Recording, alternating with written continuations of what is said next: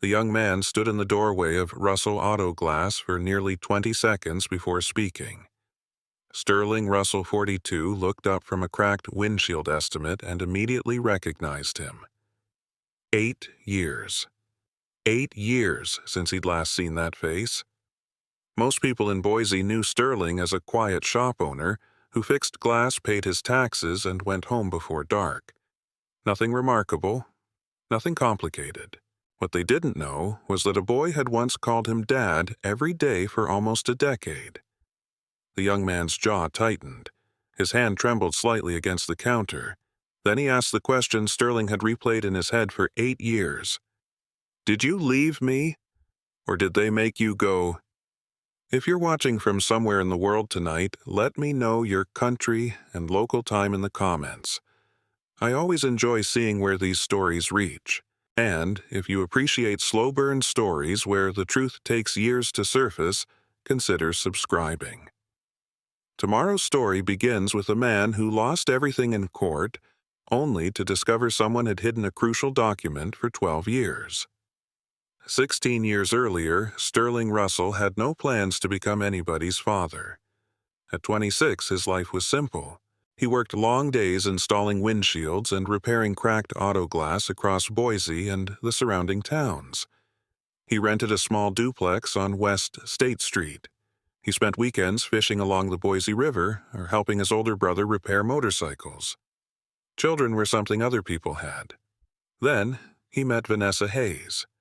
The first time he saw her, she was standing in line at a coffee shop near Fairview Avenue trying to balance 3 things at once: a paper cup, a purse slipping from her shoulder, and a restless little boy who seemed determined to touch everything within reach. The boy couldn't have been older than 3. He wore a blue dinosaur t-shirt. One shoelace was untied.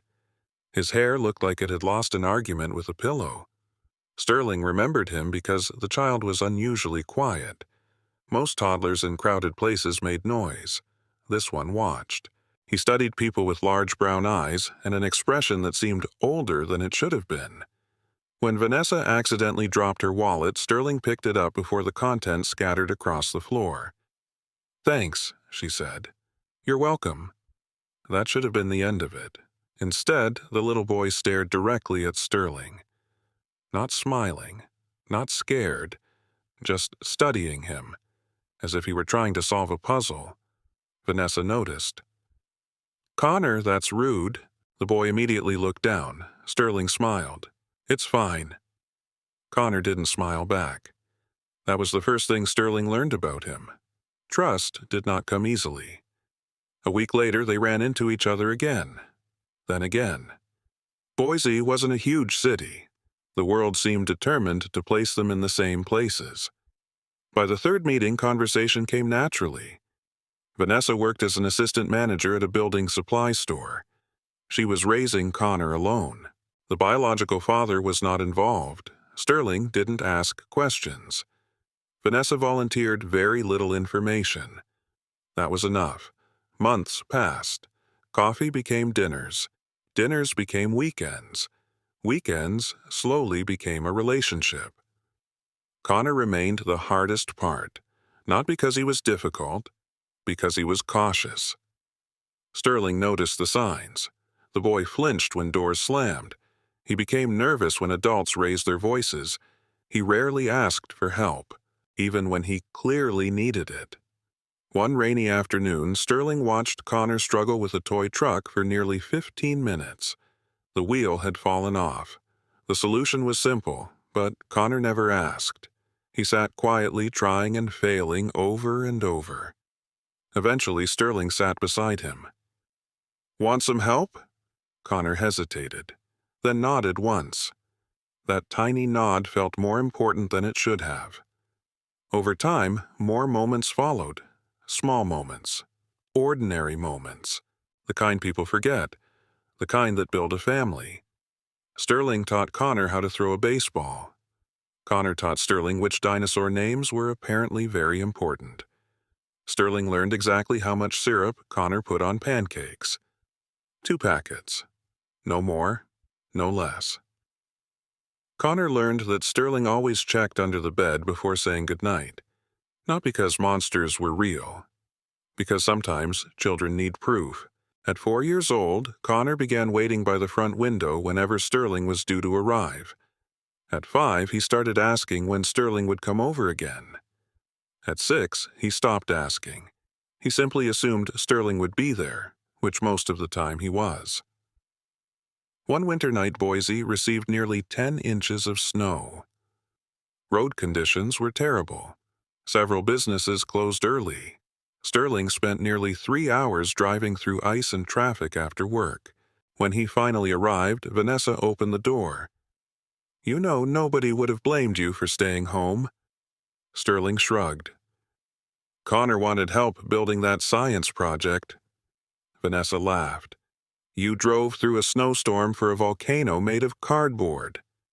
Sterling glanced toward the living room. Connor was already dragging construction paper across the carpet. "Looks that way." The boy grinned. That grin appeared more often now, around Sterling especially. Years moved forward, slowly, naturally, without dramatic declarations, without speeches, without anyone deciding a family had officially formed. It simply happened.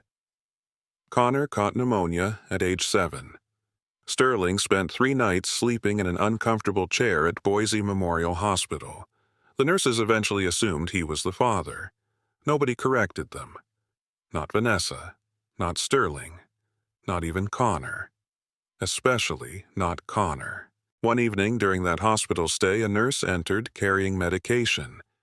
"Your dad can stay another hour," she told Connor. The boy didn't even look up from his book. "Okay." Dad. The word hung in the room. No announcement, no explanation, no ceremony. Just a simple acceptance, as though it had always been true. Sterling felt something shift inside him. Not excitement, not pride. Something deeper. Responsibility. The realization that another human being depended on him, trusted him, expected him to remain. And he intended to. When Connor turned 8, Sterling married Vanessa. The ceremony was small.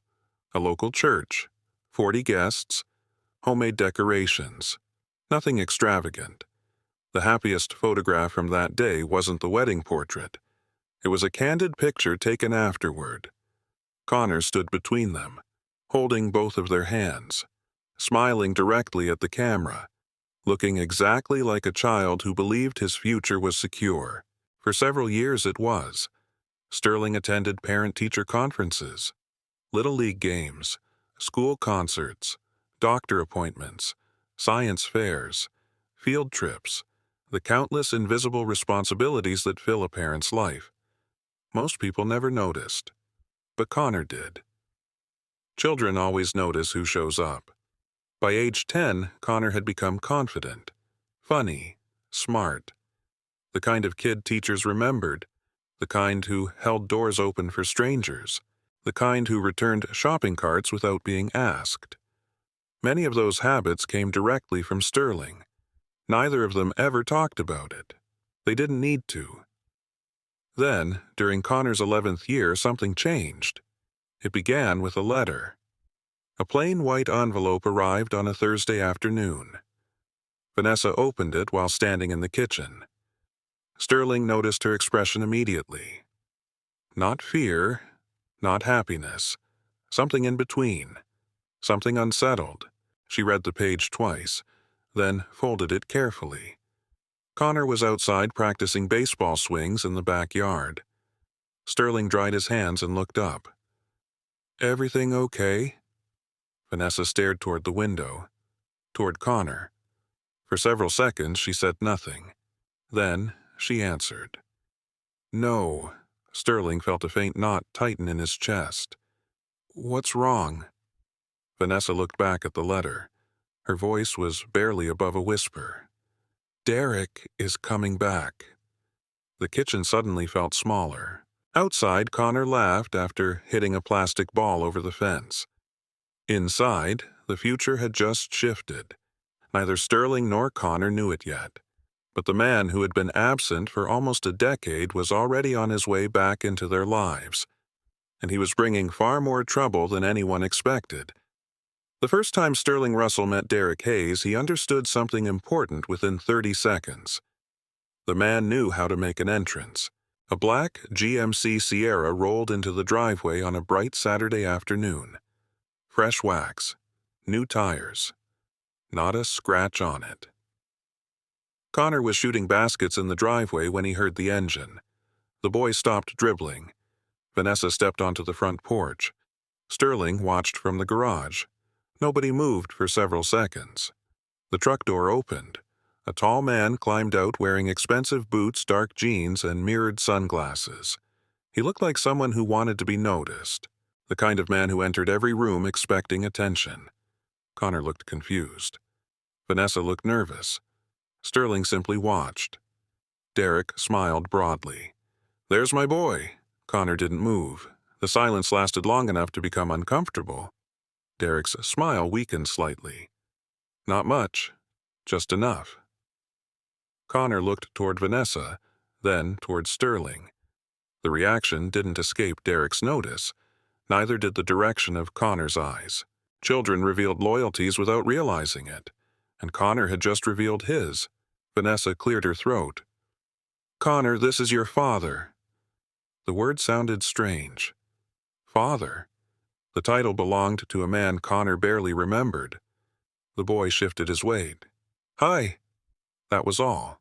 No excitement, no running into his arms, no emotional reunion. Just a polite greeting. Sterling felt an unexpected sadness. Not for himself, for Connor. Children were supposed to know who their parents were. Children weren't supposed to stand frozen in their own driveway trying to identify a stranger. Derek recovered quickly. He seemed experienced at adjusting his performance. He walked forward carrying a large box. "I brought you something."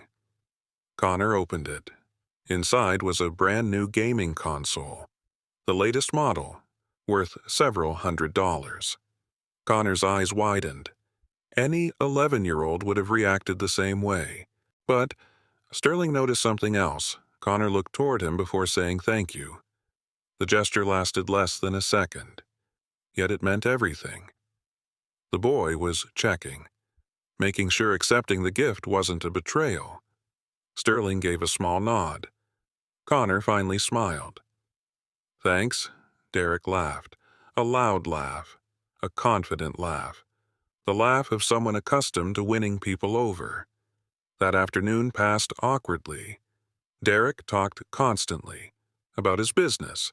About Arizona. About investment opportunities. About a construction company he claimed was expanding rapidly. Most of the conversation sounded rehearsed, like a sales presentation. Connor listened politely. Sterling listened carefully. Years working with customers had taught him something valuable. People usually revealed themselves when they talked too much. Over the next few weeks, Derek became a regular presence, every Saturday, sometimes Sundays, often without warning. At first, Sterling tried to remain optimistic. Children deserved opportunities to know their biological parents, no matter how complicated the situation, no matter how unfair it felt. He told himself that repeatedly.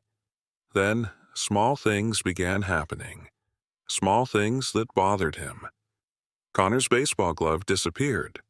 A new professional-grade glove appeared the next weekend. Derek bought it. Connor's bicycle suddenly seemed inadequate. A new mountain bike arrived. Derek bought that too. Connor mentioned wanting to learn fishing. Before Sterling could plan a trip, Derek purchased an expensive fishing setup. Every gift was larger, flashier, more expensive. None of that would have mattered if the gifts stood alone. But they never stood alone. Comments always followed. Little comments. Subtle comments. The kind that sounded harmless unless you listened carefully. One evening during dinner, Connor mentioned the camping trips he and Sterling took every summer. Derek smiled. "Camping is fun when you're saving money." Connor frowned. "What do you mean?" Derek cut into his steak. "Nothing wrong with camping. Personally, I'd rather stay in a real hotel. Another time, Connor proudly showed off a model airplane he had built with Sterling. Derek examined it. Pretty good. Then he added, "You know, there are companies that sell professional kits. Much better quality." Connor's excitement faded, only slightly. But Sterling saw it. Every time. A little erosion, a little undermining. Never direct, never obvious. Always plausible. Always deniable. Sterling remained silent, not because he failed to notice, because he understood something Derek did not. Children eventually recognized authenticity. The process simply took time. One Tuesday evening, Sterling attended Connor's Little League game. He arrived directly from work, still wearing his gray shop shirt, still smelling faintly of adhesive and glass cleaner. Derek arrived 20 minutes later, driving the Sierra, wearing designer sunglasses. Several parents noticed him immediately. The contrast was impossible to miss. One looked wealthy, the other looked ordinary. Connor stepped up to bat during the fourth inning. The count reached 2 balls and 2 strikes. Sterling leaned forward slightly. Derek checked his phone. Connor connected. A hard line drive into left field. The crowd cheered. Connor slid safely into second base. When he stood up, he looked toward the bleachers. Not toward Derek, toward Sterling. The boy raised his fist. Sterling returned the gesture. A small moment. Yet Derek saw it, and for the first time the smile disappeared completely. After the game, Connor ran toward Sterling first. Not intentionally, not consciously, simply by instinct. The mistake lasted only seconds before Connor realized it. But Derek noticed. Again. From that point forward, things changed. The competition became visible. Derek began appearing at school events, parent meetings, baseball practices, science fairs, everywhere. Not because he had missed years of parenting and wanted to reconnect, at least not entirely. Sterling increasingly suspected another motive. The need to win, the need to replace, the need to prove something. One evening, after Connor had gone upstairs, Vanessa remained in the kitchen. Sterling was washing dishes. She stood quietly near the counter, distracted, uneasy. He recognized the expression. "What is it?" Vanessa hesitated, then sighed. "Derek wants more time." Sterling kept washing. "Okay." "He says he missed enough years already." Sterling nodded. Still calm, still reasonable. But something felt wrong. Not the request, the timing, the urgency, the sudden insistence. The next several months accelerated everything. Weekends shifted. Schedules changed. Plans were rearranged. Connor spent increasing amounts of time with Derek. Each adjustment seemed small by itself. Together they formed a pattern Sterling could not ignore. One Friday evening, he arrived home to find Connor unusually quiet. The boy sat at the kitchen table doing homework. His pencil barely moved. Sterling pulled out a chair. "Everything okay?" Connor shrugged. The answer came too quickly. "No." Sterling waited. Eventually, Connor spoke. "Derek says things." "What things?" The boy stared at the worksheet. "He says, 'You're not really my dad.'" The room became very still. Sterling felt something cold settle in his chest. Not anger, not yet. Something heavier. Connor continued. "He says real fathers don't need permission to see their kids." The boy's voice sounded uncertain, confused, as though he were trying to solve a problem with missing pieces. Sterling carefully chose his words. "What do you think?" Connor didn't answer immediately. Instead, he looked up, straight at him. "I think you're the one who taught me how to ride a bike." The response nearly broke Sterling's heart, because children reduced complicated truths into simple facts, and simple facts were often the most accurate. For a while, neither spoke. Then the front door opened. Vanessa walked in. She set down her purse, looked at Sterling, looked at Connor. Then she said something that changed everything. Something Sterling would remember for years. Something that marked the beginning of the end. Her voice was quiet, almost casual, yet the words landed like a hammer. "Sterling, we need to talk." He knew immediately. The tone, the posture, the avoidance in her eyes. Connor sensed it too. The boy slowly closed his textbook. Vanessa folded her arms, and then she said the sentence Sterling had never expected to hear. "You're not really his father." The kitchen fell silent, and for the first time Sterling realized he might lose his son. For several seconds after Vanessa spoke, nobody moved. Connor sat frozen at the kitchen table. Sterling remained standing by the sink. Water continued running over a dinner plate he had forgotten he was holding. Vanessa looked away first. Not toward Connor, not toward Sterling, toward the window, toward the darkness outside, as if the conversation might somehow become easier if she didn't have to watch the damage it caused. Finally, Sterling turned off the faucet. The sudden silence felt louder than the argument that hadn't happened yet. Connor looked back and forth between them, confused, waiting. Children always knew when adults were standing on the edge of something dangerous. "What do you mean?" Connor asked. Vanessa immediately answered, "This is an adult conversation." Connor's face hardened. Sterling noticed it. The boy was growing older. The days when difficult explanations could simply be postponed were ending. But Vanessa wasn't interested in explaining. Not tonight. She looked directly at Sterling. "We need to be realistic." Sterling placed the plate carefully on the counter. His movements remained controlled, measured, the same way he handled cracked windshields worth thousands of dollars, because sudden pressure usually made things shatter. "What exactly are you saying?" he asked. Vanessa crossed her arms. "Derek wants to be involved." "He already is." "No." Her voice sharpened. "He wants to be Connor's father."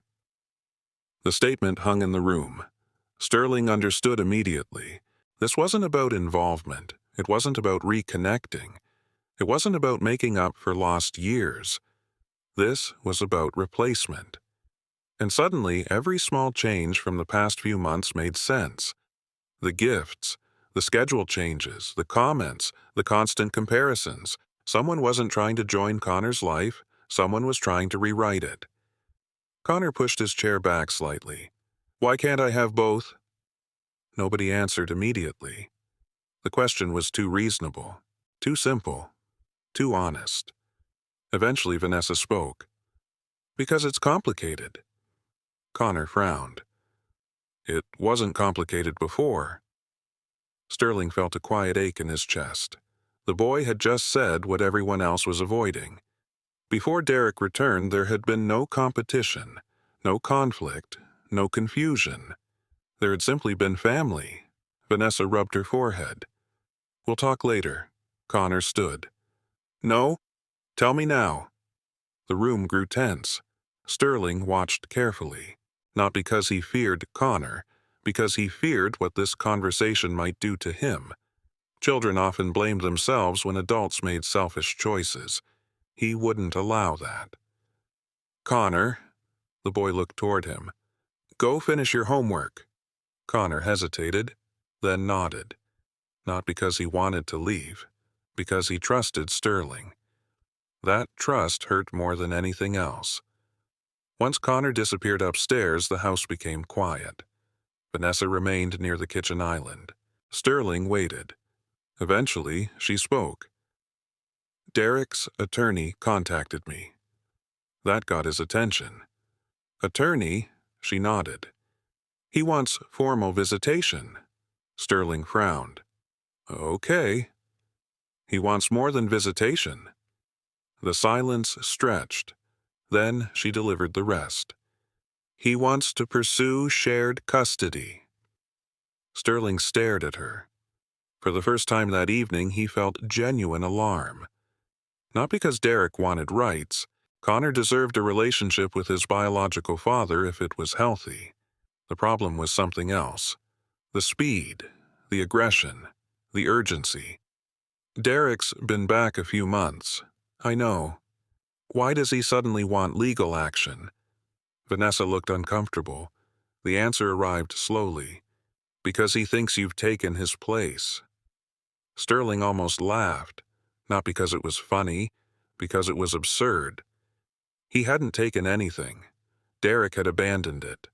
There was a difference, a very important difference, but he already suspected nobody was interested in discussing that distinction. Over the following weeks, the situation deteriorated. Gradually. Relentlessly. One administrative change at a time. One form at a time. One signature at a time. The first sign appeared at Timberline Elementary School. Sterling arrived to pick up Connor after a science club meeting. The office secretary looked confused when he checked in. Mr. Russell. Yes. She typed something into her computer, then frowned. You've been removed from the approved pickup list. Sterling blinked. What? The secretary looked embarrassed. I'm sorry. The information was updated yesterday. Sterling stood motionless. Connor appeared in the hallway moments later, backpack over one shoulder, smiling. The smile vanished when he saw the expression on Sterling's face. What happened? Sterling forced a calm tone. Nothing. Let's go. The drive home was unusually quiet. Connor sensed more than Sterling wanted him to. A week later, another change appeared. Then another. Then another. Boise Memorial Hospital informed Sterling that he was no longer listed as an authorized emergency contact. Connor's baseball league stopped sending schedule updates to him. School notifications disappeared. Permission forms vanished. The effect wasn't dramatic. Not at first. Each change seemed small, technical, administrative. Yet together, they created a clear message. Someone was systematically removing him. Piece by piece, like a photograph being erased one corner at a time. Sterling finally scheduled a meeting with an attorney. Rebecca Holloway's office occupied the second floor of an older brick building near downtown Boise. Family law. 27 years of experience. Sharp eyes, no patience for emotional nonsense. Sterling appreciated that immediately. She listened carefully, asked precise questions, took notes, reviewed documents. Then she leaned back in her chair. What outcome are you hoping for? Sterling answered without hesitation.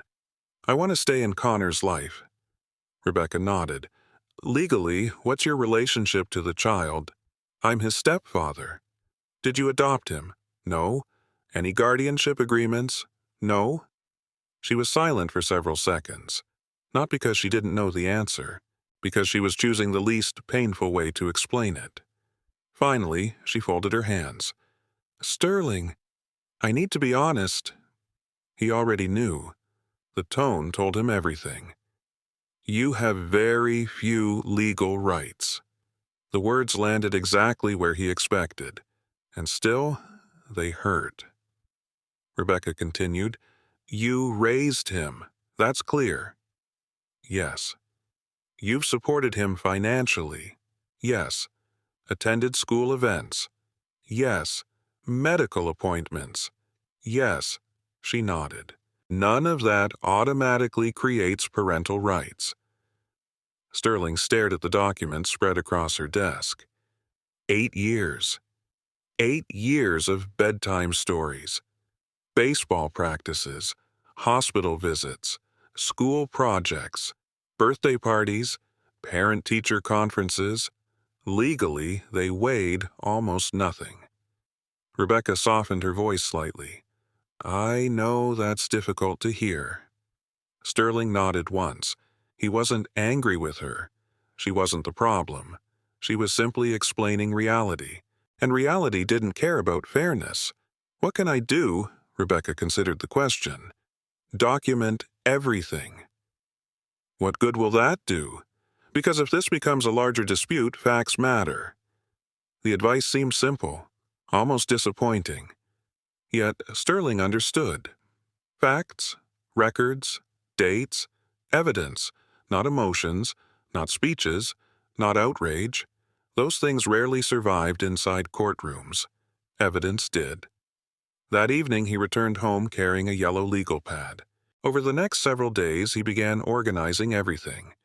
Photographs, school records, medical paperwork, receipts, emails, registration forms, thousands of small pieces from 8 years of parenting. At first it felt excessive. Then the divorce papers arrived. They were waiting on the kitchen counter when he came home from work. A thick envelope. Ada County Family Court. Vanessa's signature. His name printed across the front. Sterling stared at it for a long moment. The house was quiet. Connor was spending the weekend with Derek. No laughter, no television, no sounds from upstairs. Just silence. The kind of silence that appears before a storm.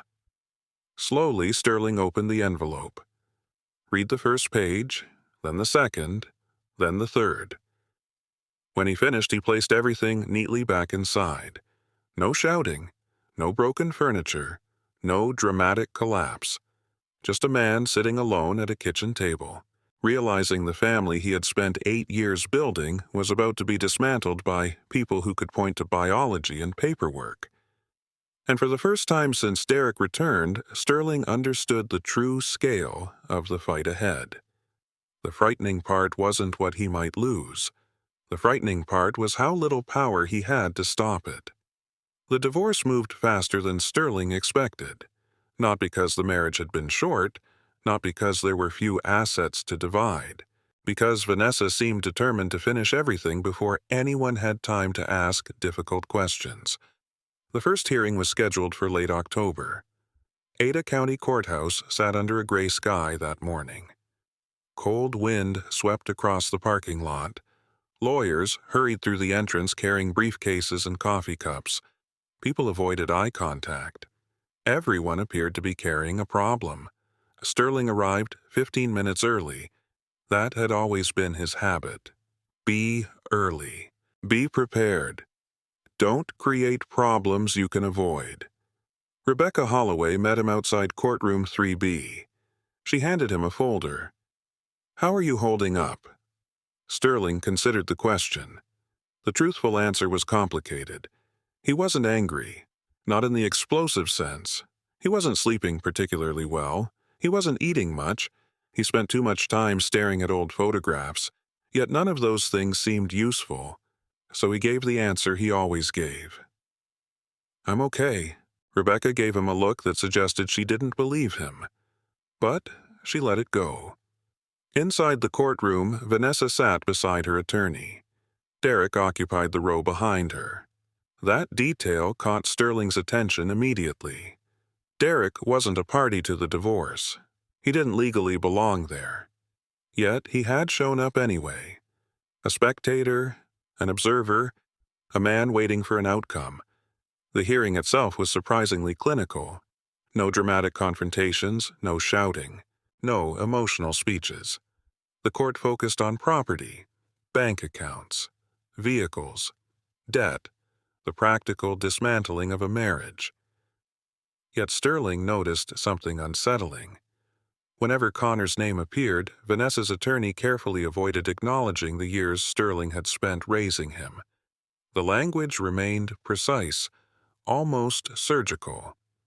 Mrs. Hayes' biological child, the minor child, the mother's son. Never once Sterling's stepson. Never once the child he helped raise. The omission wasn't accidental. Rebecca noticed it too. Afterward, while walking toward the parking lot, she spoke quietly. They're creating distance. Sterling looked at her. I know. They want the court to view Connor as separate from your marriage. Can they do that? Rebecca sighed. Legally, to some extent, yes. The answer irritated him, not because it was wrong, because it was true. Facts often lacked fairness. That was one of the first lessons adulthood taught. Over the following months, Sterling continued gathering records. At first, the process felt strange, almost obsessive. He purchased several large storage boxes, labeled folders, organized dates, organized events, organized expenses, every baseball registration, every medical bill, every school fee, every field trip payment, every photograph, every handwritten note. Everything. One Saturday afternoon, he sat alone in the garage sorting old papers. The radio played quietly in the background. Outside, Boise traffic drifted past. Inside, Sterling opened a cardboard box marked Connor School. Most people would have thrown the contents away years ago. Sterling never had. Inside were report cards, art projects, certificates, attendance records, tiny fragments of childhood. A folded piece of construction paper slipped from the stack. Sterling unfolded it carefully. The paper was old, edges bent, colors faded. A school assignment, 2nd grade. Draw your family. Stick figures filled the page. Vanessa, Connor, a dog they no longer owned, and Sterling. Above Sterling's figure, written in uneven pencil, "My dad." Sterling stared at the words. For a long time. The paper carried no legal weight, no judge would care about it, no attorney would present it in court, yet somehow it mattered more than most official documents, because it represented what Connor believed before adults complicated everything. Sterling carefully placed it inside a plastic sleeve, then continued working. The process became routine. Sort, file, label, store. Every document became a piece of insurance against future lies. He didn't fully understand that yet. But Rebecca did. Several weeks later, she visited Russell Auto Glass after closing time. The shop smelled faintly of rubber seals and adhesive. Metal shelves lined the walls. Work orders sat stacked neatly on Sterling's desk. Rebecca examined the growing collection of records. "You've kept more than most people," Sterling shrugged. "I don't throw much away." She flipped through a folder. Medical appointments, emergency room visits, school conferences, years of involvement, documented, verified, organized. Rebecca nodded approvingly. This was smart. Sterling leaned against a workbench. "I don't see how it changes anything." Rebecca closed the folder. "It may not." The answer wasn't encouraging. Then she added, "But evidence has a habit of becoming important later." Sterling remembered those words. Years later, he would realize how right she had been. At the time, they simply sounded practical. Winter arrived. The divorce continued. Meanwhile, Derek became more aggressive, not openly, subtly, calculated. One example arrived shortly before Christmas. Connor invited Sterling to his school holiday concert. The invitation came directly from the boy. Not Vanessa, not Derek, Connor himself. Sterling arrived early, sat in the 3rd row.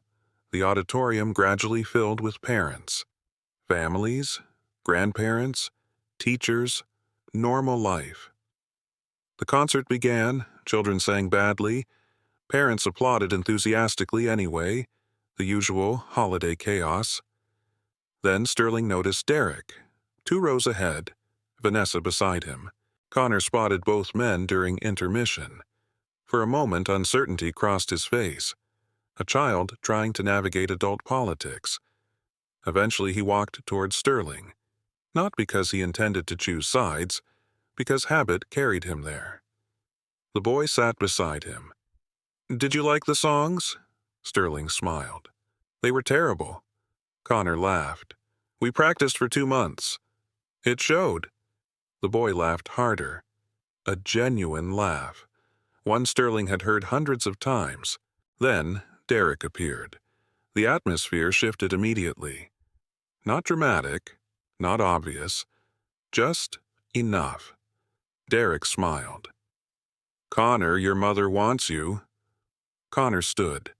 The moment ended. Yet Sterling noticed something. Derek hadn't spoken to him. Not one word. Not even hello. As though ignoring him might somehow erase him. The strategy continued for months. School events, sporting events, community activities. Derek increasingly behaved as if Sterling didn't exist. The message was clear. If he couldn't remove him physically, he would attempt to remove him socially. Around spring, the divorce finally approached completion. By then, Connor had become quieter, more cautious. The changes worried Sterling. Children often internalize tension, even when adults believed they were hiding it. One afternoon, Connor visited the shop after school. He sat in the office eating vending machine chips while Sterling completed paperwork. For nearly 20 minutes, the boy said nothing. Then, Derek says things. Sterling looked up. "What kind of things?" Connor picked at the chip bag. "He says families should be real." Sterling remained silent. Connor continued. "He says we're pretending." The words settled heavily in the room. Sterling knew exactly what Derek was doing. Redefining reality, shrinking years into technicalities, reducing love to genetics. The dangerous thing was that children often believed confident adults, even when those adults were wrong. "What do you think?" Sterling asked. Connor stared at the floor, then answered quietly. "I think people don't spend 8 years pretending." Sterling had no response to that, because the boy had once again found the simplest truth. And simple truths were difficult to argue against. Several weeks later, the divorce officially concluded. The marriage ended with signatures, documents, court orders, the practical mechanics of separation. Yet, the legal ending wasn't the part Sterling remembered. What he remembered happened 3 days afterward. He returned to the house to collect several remaining boxes. Most rooms already stood empty. The place felt unfamiliar, like a building that remembered a family, but no longer contained one. As he loaded the final box into his truck, something caught his eye. A folded paper tucked beneath the side door. Almost hidden. Almost missed.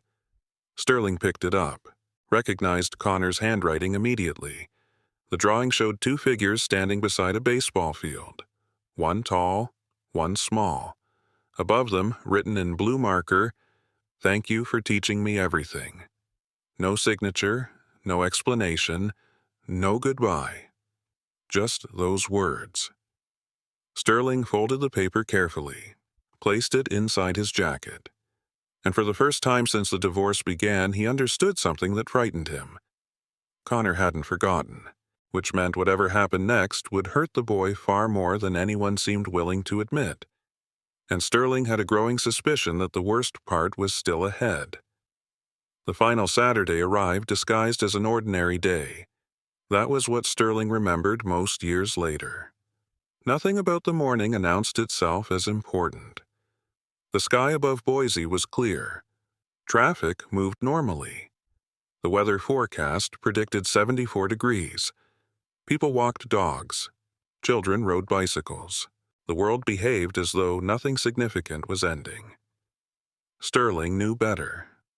3 days earlier, Rebecca Holloway had called. The conversation lasted less than 10 minutes, yet every word remained burned into his memory. Vanessa had agreed to one final visit. Unofficial, not protected by any court order, not guaranteed, not repeatable. One last Saturday. After that, future contact would depend entirely on Vanessa's willingness. And Rebecca didn't sound optimistic. Sterling arrived at the Hayes house at exactly 9 o'clock. Connor was already waiting outside, backpack on one shoulder, baseball cap turned backward. The boy spotted the truck and immediately smiled. A real smile, not the cautious smiles of recent months. For a brief moment, he simply looked like the kid Sterling had spent years raising. Not a child caught in adult conflicts, not a child being pulled between competing versions of fatherhood. Just Connor. The sight hurt more than Sterling expected, because he knew what Connor didn't. This might be their last day. Connor climbed into the passenger seat. "Where are we going?" Sterling started the engine. "Breakfast first." Connor nodded approvingly. "Good. That specific, I'm starving." The answer made Sterling laugh. Some things hadn't changed. They drove toward downtown Boise. Neither mentioned lawyers, or divorce, or Derek, or custody. The topics remained unspoken. Perhaps both understood the same thing. There weren't enough hours left to waste them on unpleasant subjects. Goldie's Breakfast Bistro was crowded as usual. Families filled the tables. The smell of coffee and bacon drifted through the room. A waitress who recognized them led them toward a booth. "You two haven't been in lately," Connor answered before Sterling could. "Life got weird." The waitress blinked, then laughed. "Fair enough." After she left, Connor studied the menu. Though Sterling knew he wouldn't order anything different. The boy always chose the same thing: chocolate chip pancakes, extra bacon, orange juice, no exceptions. Some traditions survived every stage of childhood. While waiting for food, Connor talked about baseball, summer plans, a science teacher he disliked, a classmate who claimed to have seen a mountain lion near Meridian. The conversation wandered naturally. Sterling listened carefully, not because the stories were extraordinary, because they were ordinary. Ordinary things were suddenly precious. Every joke, every complaint, every unnecessary detail. The kind of details parents often overlook because they assume there will always be more opportunities later. Sterling no longer had that luxury. Halfway through breakfast, Connor paused. His fork stopped moving. "What?" Sterling asked. Connor stared down at the table, then spoke quietly. "Things are changing." Not a question, a statement. Sterling felt his stomach tighten. Children always knew. Eventually. No matter how carefully adults tried to hide reality. "Some things are." Connor nodded slowly. "Mom's acting weird." Sterling waited. "Derek, too." Another pause. Then, "They keep talking when they think I can't hear." Sterling wasn't surprised. Few adults understood how much children overheard. Connor continued. "Did I do something wrong?" The question landed like a punch, because it revealed exactly what Sterling feared. The boy was blaming himself, immediately, automatically, the way children often did. "No." The answer came fast, firm, certain. Connor looked up. "You sure?" "Absolutely." The boy studied him, searching for hesitation, finding none. Eventually, he nodded. Some tension left his shoulders, not all, just enough. Breakfast ended around 11. They spent the next 2 hours at the batting cages. The familiar rhythm felt comforting. Baseballs striking metal bats, machines humming, summer heat building. Sterling pitched manually after Connor became bored with the machines. The boy had grown stronger, taller. His swing looked different now, more confident, more controlled. One line drive nearly hit Sterling. Connor laughed so hard he had to bend over. "Sorry." "You're not sorry." "Nope." For a few minutes, everything felt normal again. The illusion didn't last. Nothing did anymore. Later, they drove toward the Boise River Greenbelt. People jogged beneath cottonwood trees. Cyclists passed occasionally. Families spread blankets across grassy areas near the water. Sterling and Connor walked slowly along the path. Neither seemed eager to reach any destination. The afternoon sun reflected across the river. Connor kicked a small rock ahead of him, then asked, "Do adults always know what they're doing?" Sterling smiled slightly. "No." Connor looked surprised. "Really, most adults are making educated guesses." The boy considered that. "That's disappointing." "It was disappointing when I learned it too." Connor laughed, then fell quiet again. The pattern repeated throughout the day. Laughter, silence, questions, more silence. Neither wanted to discuss the obvious, yet the obvious kept returning. Near 4 o'clock, they sat on a bench overlooking the water. Connor watched ducks move across the surface. Finally, he asked, "Do you think Derek likes me?" The question caught Sterling off guard, not because of the subject, because of the wording. Not love. Like. The distinction mattered. Sterling chose his answer carefully. "I think he wants a relationship with you." Connor frowned. "That's not what I asked." "No, it wasn't." Sterling looked toward the river. "I think he wants to." Connor accepted the answer.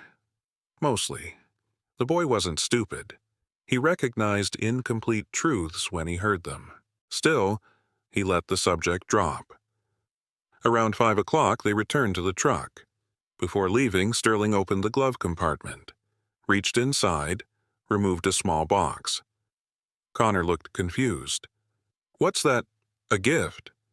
The boy accepted it, opened it slowly. Inside rested a pocket knife. Simple, practical, nothing expensive, nothing flashy. The wooden handle carried a small engraving. Connor. The blade remained intentionally dull, suitable for a child. Safe enough. Connor stared at it, turning it over carefully. "It's mine." "Yep." "Why?" Sterling shrugged. "You've always liked carrying tools." The boy smiled. Then the smile faded slightly. Because he understood. Not completely, but enough. Gifts given on ordinary days felt different from gifts given on final days. Connor closed the box, held it tightly, as if protecting something fragile.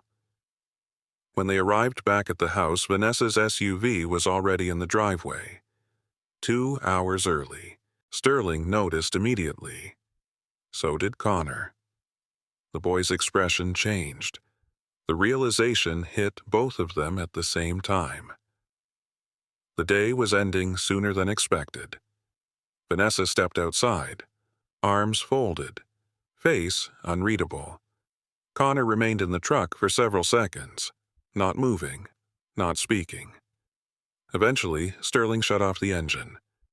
The silence inside the cab felt heavy. Connor looked down at the gift box, then toward the house, then back at Sterling. The boy's voice came out smaller than usual. "Do I have to go?" Sterling swallowed. "Yeah." Connor nodded. Neither moved. Several more seconds passed. Finally, Connor reached for the door handle, then stopped. Slowly, he turned back. The question arrived so quietly that Sterling almost missed it. "Are you still my dad if I can't see you anymore?" Everything inside Sterling seemed to stop. The traffic, the sounds outside, even the passage of time itself. Just that question, hanging in the air between them. And suddenly he understood that no court order, no biological connection, and no legal document would ever be as important as the answer he gave next. For years afterward, Sterling would remember exactly how he answered. Not because the words were particularly clever, not because they solved anything, because they were the last fatherly words Connor would hear from him for a very long time. The boy sat frozen in the passenger seat, waiting. Sterling looked directly at him, then said the only honest thing he could. "Connor, if a person spends 8 years loving you, teaching you, worrying about you, and showing up for you, that doesn't disappear because somebody signs a piece of paper." The boy blinked. Sterling continued. "You don't stop being important to me." Connor's eyes immediately watered. He looked away, toward the windshield, toward the house, toward anywhere except Sterling, because 11-year-old boys often fought tears as if tears were enemies. Finally, Connor nodded once, a small nod. Then he opened the door and stepped outside. Sterling watched him walk toward the house. Halfway there, Connor turned around, raised one hand, a quick wave, then disappeared inside. The front door closed. Sterling remained parked for nearly 5 minutes, not moving, not starting the engine, just staring at the place where Connor had vanished. Something inside him already knew. That wasn't a goodbye. It was the beginning of an absence. And absences had a way of lasting longer than anyone expected. 3 weeks later, Vanessa moved. Not across the country, not even out of Idaho. Meridian. Less than 15 miles away. Close enough to drive. Far enough to become unreachable. The first sign came when Sterling attempted to call Connor on a Wednesday evening. The number had been disconnected. No warning. No explanation. Just gone. He tried Vanessa's phone. The call went directly to voicemail.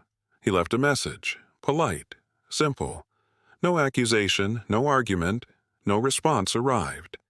The next weekend he drove to the old address. A different family occupied the house. Children's bicycles sat in the driveway. A moving truck was gone. The Hayes family had disappeared. Efficiently. Completely. Rebecca Holloway wasn't surprised. When Sterling informed her, she sighed. They don't legally have to keep the same number. I know. They don't have to provide an address. I know. The words felt hollow. Knowing something and accepting it were different skills. Sterling was still learning the second. The first birthday arrived 6 months later.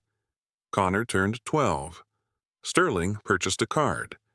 Nothing dramatic, no emotional message, just a simple note. Happy birthday, Connor. I hope school is going well. I'm proud of you. Love, Sterling. He enclosed a $50 gift card to a sporting goods store, mailed it to the most recent address he had, then waited. 10 days later, the envelope returned. Returned to sender. Undeliverable. Sterling stared at the red stamp for a long time. Eventually, he placed the unopened envelope inside a metal file box. A practical decision. Nothing more. Or at least that's what he told himself. The following year, he sent another, and another, and another. Each birthday, each Christmas. No matter what. The routine became almost ceremonial. A card. A note. Sometimes a photograph. Sometimes a newspaper clipping about baseball. Sometimes simply a few sentences. Evidence that someone still remembered. The cards continued returning, year after year. The pile inside the metal box grew. One envelope became 10. 10 became 20. 20 became dozens. Every returned letter felt like a door closing.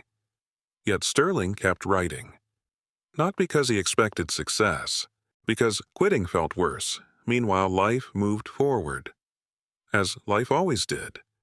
Russell Auto Glass expanded. The business performed well. Boise continued growing. New neighborhoods appeared. Old buildings disappeared. Technology changed. Employees came and went. Sterling purchased the building that had once been rented. Then the lot beside it. Success arrived gradually. The quiet kind.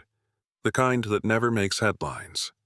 At 40, Sterling owned a respected business, paid off most of his debts, maintained a good reputation. From the outside, his life appeared stable, comfortable even. People often misunderstood stability. They assumed it meant happiness. The two things weren't always connected. Co-workers occasionally tried setting him up on dates. Customers introduced sisters. Friends suggested online dating. Sterling tried a few times.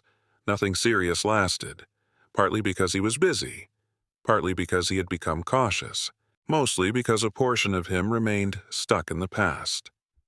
Not with Vanessa. That chapter was finished. With Connor, there was a difference. One person had broken his heart, the other had simply disappeared from his life. The distinction mattered. One snowy December evening, Sterling stayed late at the shop. An employee had called in sick. Several repairs remained unfinished. Outside, fresh snow covered the parking lot. Inside, the office felt warm. Quiet. Near closing time, Sterling opened the metal file box. He wasn't entirely sure why. Maybe loneliness. Maybe habit. Maybe curiosity. The contents had become extensive. Birthday cards, Christmas cards, returned envelopes, post office stickers, years preserved inside steel walls. He picked up one envelope from Connor's 15th birthday, then another from his 16th, then another. The accumulated weight surprised him, not physically, emotionally. Every envelope represented an attempt, a reach, a refusal to disappear willingly. Most people never saw that. Only Sterling knew the full story. He closed the lid, locked the box, returned to work. The years continued passing. Connor turned 13, then 14, then 15, then 16. A teenager now, probably taller, probably driving, probably preparing for college. Sterling knew none of it for certain. That was the hardest part, not knowing. People imagined grief as receiving bad news. Sometimes, grief was receiving no news at all. One spring afternoon, nearly 7 years after the final Saturday, Sterling encountered an old teacher from Timberline Elementary, Mrs. Patterson. Retired now, she recognized him immediately. "Sterling Russell," he smiled. "It's been a while." They exchanged small talk. Weather, retirement, Boise traffic. Then she asked the question. "How's Connor?" The answer caught in his throat. Mrs. Patterson immediately understood. Her expression changed. "Oh," Sterling nodded. "Yeah." The teacher looked genuinely saddened. "I always thought you two would stay close." So had he. For a few moments, neither spoke. Then she said something he carried home that night. The children always knew who showed up. A simple statement, yet it lingered. Because teachers saw things parents often missed. Years of observing families had taught them patterns. Who attended conferences, who volunteered, who remembered birthdays, who cared. Perhaps Connor remembered, perhaps not. Sterling honestly didn't know anymore. The uncertainty became its own burden. Then came Connor's 18th birthday. The card was prepared exactly as always. A short note, a birthday message, nothing dramatic. Sterling almost mailed it automatically, then paused. 18. An adult, legally. The realization felt strange. The little boy from the baseball field was now a grown man, old enough to vote, old enough to sign contracts, old enough to decide who remained in his life. For the first time in years, Sterling felt something resembling hope. Small, dangerous, fragile, but present. He mailed the card, then waited. 1 week passed. Nothing. 2 weeks? Nothing. 3 weeks? Still nothing. Then Sterling noticed something unusual. The envelope never returned. At first, he assumed postal delays. Another week passed. Still nothing. For 8 consecutive years, every birthday card had come back. Every single one. This one didn't. Sterling stared at the empty space inside the file box where the envelope should have been. His pulse quickened slightly. Not much, just enough. Somewhere in Idaho, perhaps for the first time in nearly a decade, a message had actually reached Connor. And Sterling suddenly found himself wondering what would happen if the boy, now a man, finally read the name on the return address. The story Connor Hayes grew up with was simple. Simple stories are powerful, especially when they are repeated often enough. Over time, simple stories begin to feel like facts. Connor heard the same version of events for years, not always directly, not always in the same words, but the message remained consistent. Sterling left. Sterling moved on. Sterling chose his own life. Sterling stopped trying. The details changed depending on who was speaking. The conclusion never did. At 12, Connor accepted it because children usually trust the adults around them. At 13, he tried not to think about it. At 14, he became angry. At 15, he told himself he didn't care. At 16, he discovered that pretending not to care required more energy than actually caring. And by 17, the story had started developing cracks. The problem wasn't evidence. The problem was memory. Memory refused to cooperate. Certain moments wouldn't disappear, no matter how hard Connor tried to force them away. He remembered falling off a bicycle, Sterling running across the street before Connor even hit the ground. He remembered asthma attacks, late-night hospital visits, baseball practice in summer heat. Science projects spread across kitchen tables, long drives with the radio playing softly. Countless ordinary moments. None of them matched the image of a man who simply abandoned a child. That contradiction bothered him. Increasingly. The older he became, the harder it was to ignore. One evening, during his junior year of high school, Connor sat at the dinner table finishing homework. Derek watched television in the next room. Vanessa prepared dinner. The atmosphere was normal, at least on the surface. Then a simple question escaped before Connor could stop it. What was Sterling's middle name? Vanessa froze, only briefly, but Connor noticed. People revealed more through pauses than words. What? His middle name?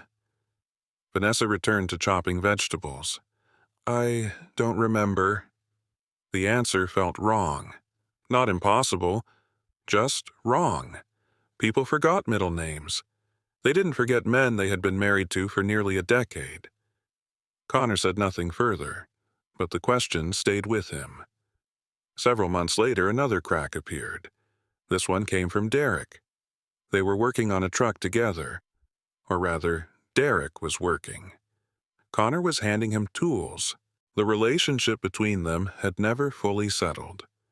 Too many missing years existed between father and son.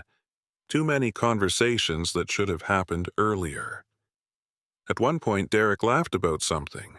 Then, casually said, "At least you're not wasting time around Russell anymore." The comment seemed harmless, until Connor asked, "Why do you hate him so much?" Derek immediately became defensive. "I don't hate him." Connor waited. The silence stretched. Then Derek added, "I just don't think he should have acted like your father." The statement landed awkwardly, because it failed to answer the question. Connor noticed that too. For the rest of the afternoon, he couldn't stop thinking about it. Adults who were telling the truth usually answered directly. Adults hiding something tended to answer different questions. That observation lingered. The following year, Connor graduated from Meridian High School.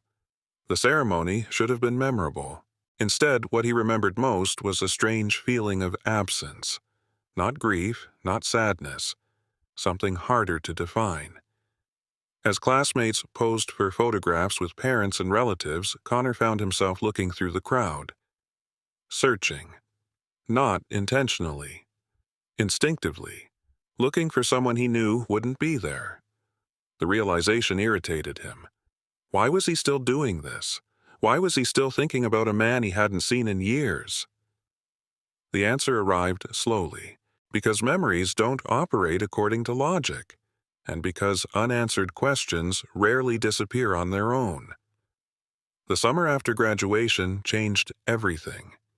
Not through a dramatic revelation, not through a confession, through an accident. A very ordinary accident. Vanessa decided to clean the garage. Years of accumulated storage filled shelves and boxes, old decorations, unused furniture, school projects, the usual collection of things families forgot to throw away. Connor helped reluctantly. Several hours into the process, he found a plastic storage container buried behind camping equipment. Dust covered the lid. The box appeared untouched for years. "Keep or trash?" he asked. Vanessa barely looked up. "Probably trash." Connor opened it anyway. Inside sat old paperwork, photographs, school records, random documents, nothing interesting. Then he found an envelope, yellowed with age. The return address immediately caught his attention. Sterling Russell. Russell Auto Glass, Boise, Idaho. Connor stared. His pulse quickened slightly. The envelope remained sealed. Across the front, a red stamp appeared. Return to sender. Undeliverable. He flipped it over. The postmark was dated 7 years earlier, his 15th birthday. For several seconds, he simply looked at it, trying to understand. Then another envelope appeared beneath it, and another, and another. Different years, different handwriting. Same return address, same red stamp, same result. Connor stopped breathing for a moment. The garage suddenly felt smaller, warmer. The world seemed strangely distant. Slowly, he opened one. Inside rested a birthday card. Simple. Nothing dramatic. Just a short message. "Happy birthday, Connor. I hope baseball season is going well. I'm proud of the young man you're becoming. Love, Sterling." Connor read it twice, then 3 times. A strange feeling settled in his chest. Not certainty.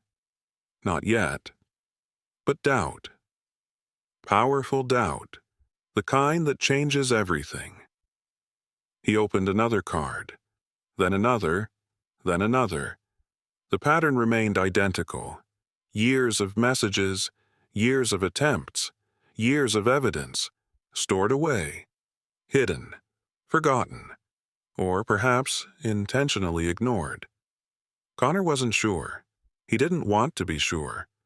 Not yet. The garage door opened. Vanessa entered carrying another box. She immediately noticed the envelopes. Her expression changed. The reaction lasted less than a second. Yet Connor saw it, and that was enough. "What are these?" Vanessa set down the box. Nothing in her face looked natural anymore. "Old mail. Why do you have them?" No answer. Connor repeated the question, this time louder. "Why do you have them?" Vanessa crossed her arms. The defensive posture appeared automatically. "I didn't think they mattered." The explanation felt weak, even to her. Connor knew it immediately. 7 years of mail. Still no answer. The silence told him more than words. That evening, he sat alone in his bedroom, the envelopes spread across his desk. One by one, he examined them. Postmarks, dates, handwriting, evidence. The simple story he had believed for years suddenly seemed less simple. Maybe Sterling left. Maybe he didn't. Maybe everyone had lied. Maybe nobody had. The uncertainty was unbearable. Near midnight, Connor opened the oldest birthday card again. For the first time, he noticed something small, something he had overlooked earlier. A phone number beneath the return address. Russell Auto Glass. Still operating. Still in Boise. Still there. Connor stared at the number, long enough to memorize it. Then he opened his laptop, searched the business online. The shop appeared immediately. Photos, reviews, business hours, a website. The image of the building looked ordinary. Nothing dramatic, nothing special. Just a local auto glass company. Yet Connor couldn't stop staring. Because for the first time in years, Sterling Russell no longer felt like a memory. He felt real, accessible, reachable. The possibility frightened him. What if the story he'd believed was true? What if it wasn't? Which outcome would hurt more? Connor honestly didn't know. But he knew one thing. He couldn't spend the rest of his life wondering. The next morning he folded the cards carefully, placed them inside a backpack, then wrote down the address of Russell Auto Glass. And as he stared at those words, a decision quietly formed. For years, other people had told him what happened. Now he intended to ask the only person who had never been allowed to answer. The drive from Meridian to Boise took less than 30 minutes. For Connor Hayes, it felt much longer. He left just after lunch. The stack of birthday cards sat in the passenger seat. Not hidden, not packed away. Visible. A reminder of why he was making the trip. Traffic moved steadily along Interstate 84. Radio stations changed. Mile markers passed. Connor barely noticed any of it. His mind kept returning to the same question. What if Sterling said yes? What if Sterling admitted he walked away? What if the version Connor had been told all these years was true? The possibility remained real. The cards proved only one thing: that Sterling had tried to contact him. They didn't explain everything. Connor understood that. At 19, he was old enough to recognize that complicated situations rarely had simple villains. Still, he needed answers. And answers required a conversation. Russell Auto Glass sat on a modest commercial street west of downtown Boise. Nothing about the building looked remarkable. No giant corporate signs, no expensive architecture. Just a practical brick structure with a blue awning and a parking lot containing several customer vehicles. Connor parked across the street, turned off the engine, then sat motionless. For nearly 5 minutes. His hands felt strangely unsteady. He hated that. He had walked into job interviews without nervousness, given presentations in school, played baseball in front of large crowds.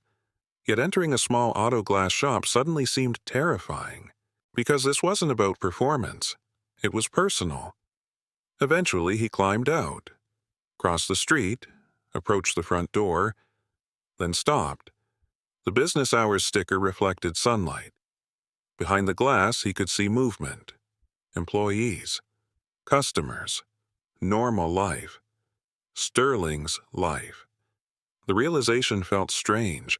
For years, Sterling had existed mostly as an idea, a disputed memory, a name nobody wanted to discuss. Now he was standing 20 feet away. Real. Connor took a breath, opened the door. A bell chimed overhead.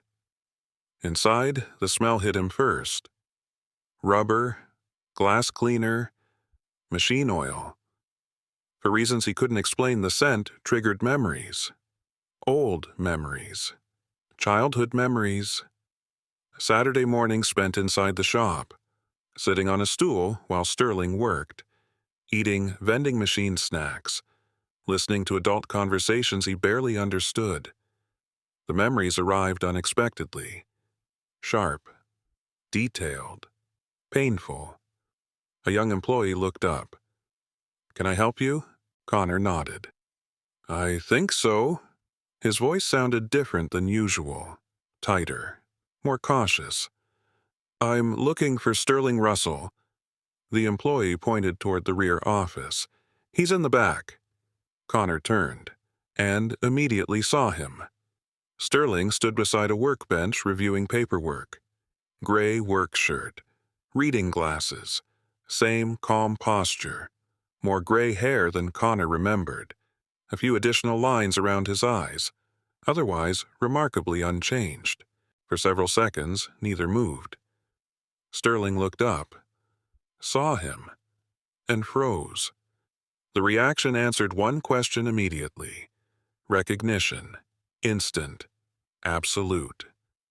Sterling knew exactly who he was. Connor felt his chest tighten, because people didn't instantly recognize children they had forgotten. The workshop noise seemed to fade. Neither spoke. Neither approached. The distance between them couldn't have been more than 30 feet, yet it felt enormous. Finally, Sterling removed his glasses, set them down carefully. The gesture was familiar. Connor remembered it from childhood. The man always removed his glasses when something serious required his full attention. Another memory. Another crack in the story. Slowly, Sterling walked forward. Not rushing, not hesitating, just moving. Connor suddenly realized how difficult this moment must be for him, too. That thought hadn't occurred to him before. When Sterling stopped a few feet away, neither knew what to say. Years of absence didn't create convenient opening lines. Eventually, Sterling spoke first. His voice sounded exactly as Connor remembered. Steady, low, controlled. Connor, just his name, nothing more. Yet hearing it nearly broke something inside him. Because Sterling said it like someone who had never stopped using it. Not like a stranger. Not like a forgotten acquaintance. Like someone greeting a person who mattered. Connor swallowed, then nodded. Hi. Brilliant conversation. Years apart. One word exchanged. The absurdity almost made him laugh. Instead, he looked down, opened his backpack, pulled out the birthday cards, placed them on the nearest counter. The stack landed with a soft sound. Sterling's eyes moved to the envelopes, then back to Connor. Understanding appeared immediately. No explanation required. He knew. Connor took a breath. This was the reason he came. The reason he had driven across the city. The reason he had spent weeks unable to sleep properly. One question. A single question. Everything depended on the answer. His voice came out quieter than intended. Did you leave me? The words caught briefly, then continued. Or did they make you go? Silence followed. Not uncomfortable silence. Heavy silence. The kind that arrives when truth stands nearby. Waiting. Sterling didn't answer immediately. Connor noticed that. He expected defensiveness, anger, excuses. Instead, Sterling simply stood there, looking at him, as though measuring the importance of every word that came next. Several employees glanced toward them, curious, confused. Sterling finally turned. Mike? The young employee looked up. Yeah. I'm closing early. Mike blinked. Everything okay? Sterling nodded. Yeah. The answer sounded calm, yet everyone in the room understood something significant was happening. Within minutes, customers were redirected. Employees gathered belongings. The building gradually emptied. No questions. No complaints. The last worker left around 20 minutes later, the front door locked behind him. Then only two people remained. Sterling and Connor. Alone at last. Neither rushed to fill the silence. Sterling gestured toward the office. Come on. Connor followed. The room looked almost exactly how he remembered. Desk, metal cabinets, coffee maker, wall calendar, even the old baseball photograph remained hanging near the window. The sight stirred another memory. Connor quickly looked away. Sterling poured coffee into 2 mugs, then paused. You still hate coffee? The question surprised him. Connor laughed despite himself. Yeah. Sterling nodded. Without comment, he replaced the mug with a bottle of water from the refrigerator. Another small thing. Another remembered detail. Connor hated how much that affected him, because remembering mattered, whether he wanted it to or not. They sat across from each other. The birthday cards rested between them. Finally, Sterling spoke. You deserve an answer. Connor said nothing. Sterling folded his hands, looked directly at him, and then said something unexpected. I'm not going to answer first. Connor frowned. "What?" Sterling stood, walked toward a gray filing cabinet positioned against the wall, unlocked it, then bent down.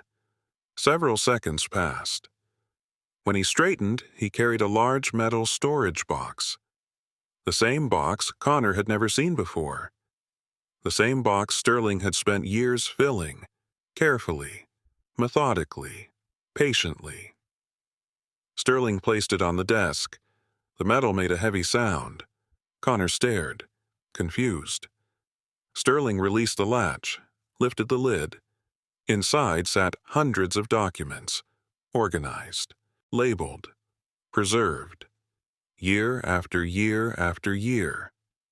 Connor immediately recognized the top layer: birthday cards, Christmas cards, returned envelopes, far more than the handful he had discovered. The stack seemed impossible. Sterling looked at him.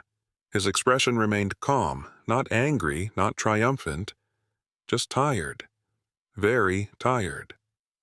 Then he spoke, and the words changed everything. "If I answer that question first, you'll have to decide whether you believe me." Connor felt his pulse quicken. Sterling gently pushed the box across the desk. "But if you look through this first," his voice softened, "you won't have to." Connor looked down into the box. At 8 years of evidence, 8 years of attempts, 8 years of silence preserved on paper. And for the first time since entering the shop, he began to understand that the truth might be far larger than he had imagined. Connor stared into the metal box. For several seconds, he didn't touch anything. The sheer volume was overwhelming. The box wasn't filled with a few sentimental keepsakes. It was an archive. Years carefully preserved. Folders, envelopes, receipts, copies of letters, post office documentation, school records. Everything arranged with the kind of order that only came from patience. Or grief. Perhaps both. Sterling sat quietly across the desk. He made no effort to guide Connor toward any specific document. No dramatic speeches, no emotional appeal. Just silence. The silence of a man willing to let evidence speak for itself. Connor finally reached inside. The first item he pulled out was a birthday card. Age 12, then another, age 13, then 14, 15, 16, 17. Each one contained the same pattern: short messages, encouragement, updates about the shop, mentions of baseball seasons. Nothing manipulative, nothing designed to create guilt. No attacks on Vanessa, no complaints about Derek. Just a man trying to maintain a connection, year after year. Connor opened another envelope. Inside sat a postal return slip. Undeliverable. Another. Return to sender. Another. Recipient no longer at address. Again, and again, and again. The pattern continued relentlessly. The evidence felt physical, heavy. He had expected a few attempts, maybe 3, maybe 4. Not this, not hundreds of pages documenting nearly a decade of effort. Connor swallowed hard. His throat felt tight. "Why did you keep all this?" Sterling took a sip of coffee before answering. "Rebecca told me to." "Your attorney?" "Yeah." Connor nodded slowly. He remembered the name from some of the documents: Rebecca Holloway, Family Law, Boise. The folder beside him contained copies of legal correspondence. Connor opened it. Letters, formal requests, mediation discussions, communication attempts. Every document carried dates, signatures, paper trails, the kind of details that were difficult to fake. As he continued reading, a strange feeling began spreading through him. Not anger, not yet. Embarrassment. For years he had carried assumptions, judgments, resentment. Now those emotions seemed increasingly unsupported. A person who wanted to disappear didn't spend years trying to stay visible. That simple fact became impossible to ignore. Connor set another document aside, then another. Eventually, he found a photograph. The image had been taken during a Little League championship game. Connor recognized it immediately. He stood holding a trophy, covered in dirt, smiling proudly.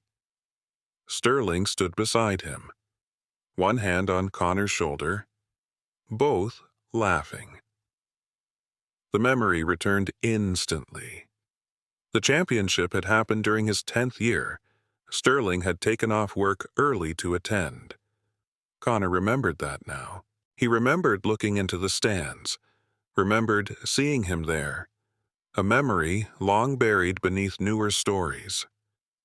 Connor lowered the photograph. His eyes felt hot. He hated that. He hated feeling emotional, especially in front of Sterling. Yet the memories kept coming, one after another. The office, the shop, the smell of adhesive, Saturday breakfasts, hospital visits, baseball games. The collection of moments grew larger the longer he sat there. Eventually, he found a folder labeled medical. Curious, he opened it. Inside sat records from Boise Memorial Hospital, asthma appointments, emergency room visits, specialist consultations, insurance forms. Connor flipped through several pages, then stopped. One form listed emergency contacts. Sterling Russell, primary. The realization struck unexpectedly. There had been a period when hospitals called Sterling first, not Derek, not anyone else. Sterling. Connor sat back in his chair. The room suddenly felt too quiet. Sterling continued waiting, not pressuring, not defending himself, just waiting. The restraint mattered. Many people would have used the moment differently. Many people would have seized the opportunity to attack. To say, "See, I told you. See, they lied. See, I was right." Sterling never did. The absence of that behavior felt important. Eventually, Connor looked up. "Why aren't you angry?" Sterling seemed genuinely surprised by the question. "I've been angry." "Then why aren't you acting angry?" The older man thought about it. A long moment passed. Then he answered, "Because you're not the person I was angry at." The response landed harder than Connor expected. Sterling continued, "You were a kid." Connor looked away. For years he had expected hostility if this reunion ever happened. Accusations, bitterness, something. Instead, he was receiving understanding, and somehow that felt worse. Not because it hurt, because it exposed how wrong he might have been. Several more minutes passed. Connor continued examining documents. The deeper he looked, the clearer the pattern became. Sterling had never stopped trying. The methods changed. The addresses changed. The outcomes never did. But the effort remained constant. Finally, Connor found something unexpected. A sealed envelope. Different from the others. The handwriting appeared older. The date caught his attention immediately. The year after their last Saturday together. He opened it carefully. Inside sat a short handwritten note. Connor read silently. "Happy birthday, Connor. I don't know if you'll ever see this. I hope somebody teaches you to drive carefully. I hope you're still playing baseball. I hope you're still asking questions. You've always been good at that. No matter what anybody tells you, remember this. Nothing that happened was your fault. Love." Sterling Connor stopped reading. His vision blurred briefly. He blinked several times, looked away, focused on the wall, focused on anything except the paper. The sentence repeated inside his head. Nothing that happened was your fault. No adult had ever said that. Not directly, not clearly, not like this. Sterling had written it when Connor was 12, years before this conversation, years before any reunion seemed possible. That mattered, because it wasn't written for effect. It wasn't written to persuade. It existed long before Sterling knew anyone would read it, which made it honest. Connor slowly folded the letter, placed it back inside the envelope, then stared at the desk. The silence stretched. Eventually, he spoke. His voice sounded different now, softer, more uncertain. "I thought you left." Sterling nodded. "I know. I thought you stopped caring." Another nod. "I know." Connor laughed bitterly, a short laugh, humorless. "I spent years being angry at you." Sterling looked down at his coffee, then answered quietly. "That would have been easier." Connor frowned. "Easier if you'd hated me." The older man paused, searching for the right words. "It would have meant you remembered me." The statement hit with unexpected force. Connor suddenly understood something. The worst thing Sterling had feared wasn't hatred. It was erasure, being forgotten entirely. The realization made the room feel heavier. For nearly a decade, one man had believed he was abandoned. The other had feared he no longer existed in the boy's memory. Both had been carrying different versions of the same loss. Connor leaned back, exhausted, not physically, emotionally. Years of assumptions were collapsing at once. Questions continued forming. New questions, more complicated questions, questions directed elsewhere, toward Vanessa, toward Derek, toward the story he had been raised to believe. Finally, he looked at Sterling. Really looked at him. Not as a memory, not as an idea, not as a disputed character in someone else's version of events. As a person. A man who had spent 8 years raising him, and another 8 years documenting every attempt to stay connected. The truth wasn't completely understood yet, but one conclusion already felt unavoidable. Sterling hadn't walked away. That much was becoming impossible to deny. Connor glanced again at the mountain of evidence filling the box, then back at Sterling. For the first time since entering the shop, the anger he'd carried for years wasn't aimed at him anymore. And that realization led naturally to the next question. A much larger question. One that neither of them could ignore. Connor exhaled slowly, then asked, "If this is all true..." He looked down at the letters, the records, the proof, then finished the sentence. "And will you help me find out exactly what happened?" Sterling did not answer Connor's question immediately. Not because he doubted the answer, because he understood what the answer would start. Some questions opened doors. Others opened entire chapters of a person's life. This one would do both. The office remained quiet. Late afternoon sunlight filtered through the front windows of Russell Auto Glass. Dust floated through thin beams of light.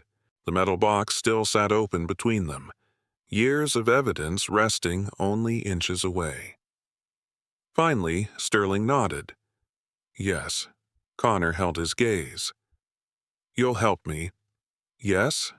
No hesitation, no conditions, no demand for apologies, just yes. Something inside Connor shifted. For years, every conversation involving Sterling had come through someone else. Filtered, interpreted, edited. Now he was hearing direct answers. The difference felt strange, almost uncomfortable, because direct answers left fewer places to hide. Sterling closed the metal box, carefully, then stood. "Come on." Connor frowned. "Where are we going?" "To see Rebecca." Connor recognized the name immediately. Rebecca Holloway, the attorney. The same name appearing throughout countless documents. Sterling grabbed his keys, locked the office, and 20 minutes later they were walking into a downtown Boise law office. Rebecca Holloway looked older than Connor expected. Silver hair, sharp eyes, a reputation for noticing details other people missed. The moment Sterling entered, she glanced up from her desk. Then noticed Connor. For several seconds, she said nothing, then slowly removed her reading glasses. Well, Connor immediately sensed she understood exactly who he was. Rebecca stood. You finally showed up. The statement surprised him, not because of the words, because of the certainty, as though she had expected this day, maybe not when. But, eventually, Connor sat across from her desk. Sterling remained nearby. Rebecca opened a file cabinet, pulled out a thick folder. Another one, then another. Connor stared. More records. More evidence. More years. Rebecca settled into her chair. What exactly do you want to know? Connor laughed softly. The question felt impossible. Everything. Nothing. Where do you begin after losing nearly a decade? Finally, he answered. The truth. Rebecca nodded. Good answer. Then she opened the first folder. Inside were copies of legal correspondence, requests, responses, documentation, attempts. Connor spent nearly an hour reading. Every page carried the same theme. Sterling trying to maintain contact. Vanessa gradually reducing access. Nothing dramatic, nothing explosive, small administrative decisions, one after another, until connection became nearly impossible. Rebecca pointed toward several highlighted sections. These matter. Connor read them carefully. Requests for school access, requests for visitation, requests for updated contact information. Most denied, some ignored, others delayed indefinitely. The pattern felt unmistakable, not one giant act. 1,000 small ones. Death by paperwork. Connor leaned back, exhausted. This was all legal. Rebecca considered the question. Legal and ethical aren't always the same thing. That answer stayed with him, because it explained more than the documents themselves. Eventually, Connor asked another question. Can I get records myself? Rebecca nodded. You're an adult. The words sounded simple, yet they changed everything. Adult, not a child anymore, not dependent on someone else's permission, not limited to information others chose to provide. Rebecca continued. You can request school records. She made a note. Medical records, too. Another note. Certain court records. Another. Connor watched her create a list, step by step, a roadmap toward facts. Not opinions, not memories. Facts. Sterling remained silent throughout most of the meeting. Connor noticed that too. The older man wasn't directing the process. He wasn't steering conclusions. He simply answered questions when asked. The restraint felt deliberate, as if he understood something Connor was still learning. Truth gained strength when people discovered it themselves. Several days later, requests were submitted. School records, medical files, archived documentation. The process moved slowly. Government offices rarely moved quickly. Still, progress began. Then, Vanessa learned Connor had visited Sterling. The phone call arrived on a Tuesday evening. Connor answered while sitting in his apartment. His mother's voice sounded unusually sharp. Where were you Saturday? Connor immediately knew. Someone had seen him, or she had found something. Boise. Doing what? Connor waited. The silence itself became an answer. Then he said it. I saw Sterling. Everything exploded. Not shouting at first. Something colder, more controlled, more dangerous. Vanessa demanded explanations, questions, reasons. Connor listened quietly, then asked one question of his own.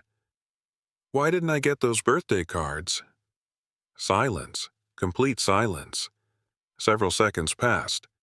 Vanessa finally spoke. "That's not the issue." Connor stared at the wall. "It is for me." More silence. The conversation ended badly. Neither convinced the other. Neither changed position. But afterward, Connor noticed something. His mother never answered the question. Not once. 3 days later, Derek arrived at Russell Auto Glass. The visit occurred shortly before closing. Security cameras captured everything. That fact would become important later. Sterling stood near the service counter when Derek entered. Nothing about his expression suggested a casual visit. No smile, no greeting, no attempt at politeness, just anger. Years of it, compressed into a single afternoon. Employees immediately sensed tension. Several quietly moved toward the back of the shop. Derek stopped in front of the counter. "Having fun?" Sterling looked up calmly. "Not sure what you mean." "You know exactly what I mean." The accusation hung in the air. Sterling remained composed. Years earlier, he might have responded differently. Now, he simply waited. Derek leaned forward. "You couldn't leave things alone." Interesting. The wording caught Sterling's attention immediately. Not "Connor shouldn't have contacted you." Not "this is confusing for him." Instead, "you couldn't leave things alone."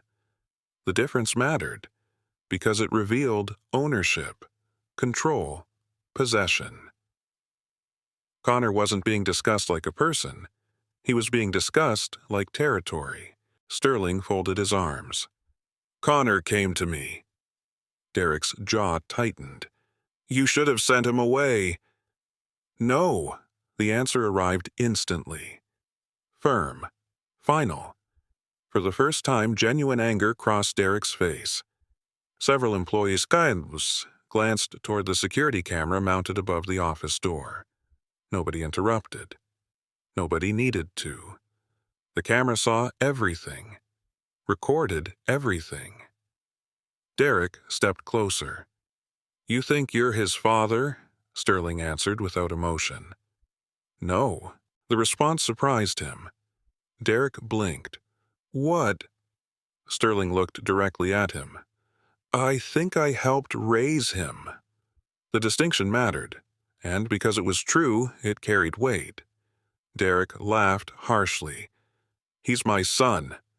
Biologically, the correction landed hard. Derek's face darkened. Then something happened. Something small. Something careless.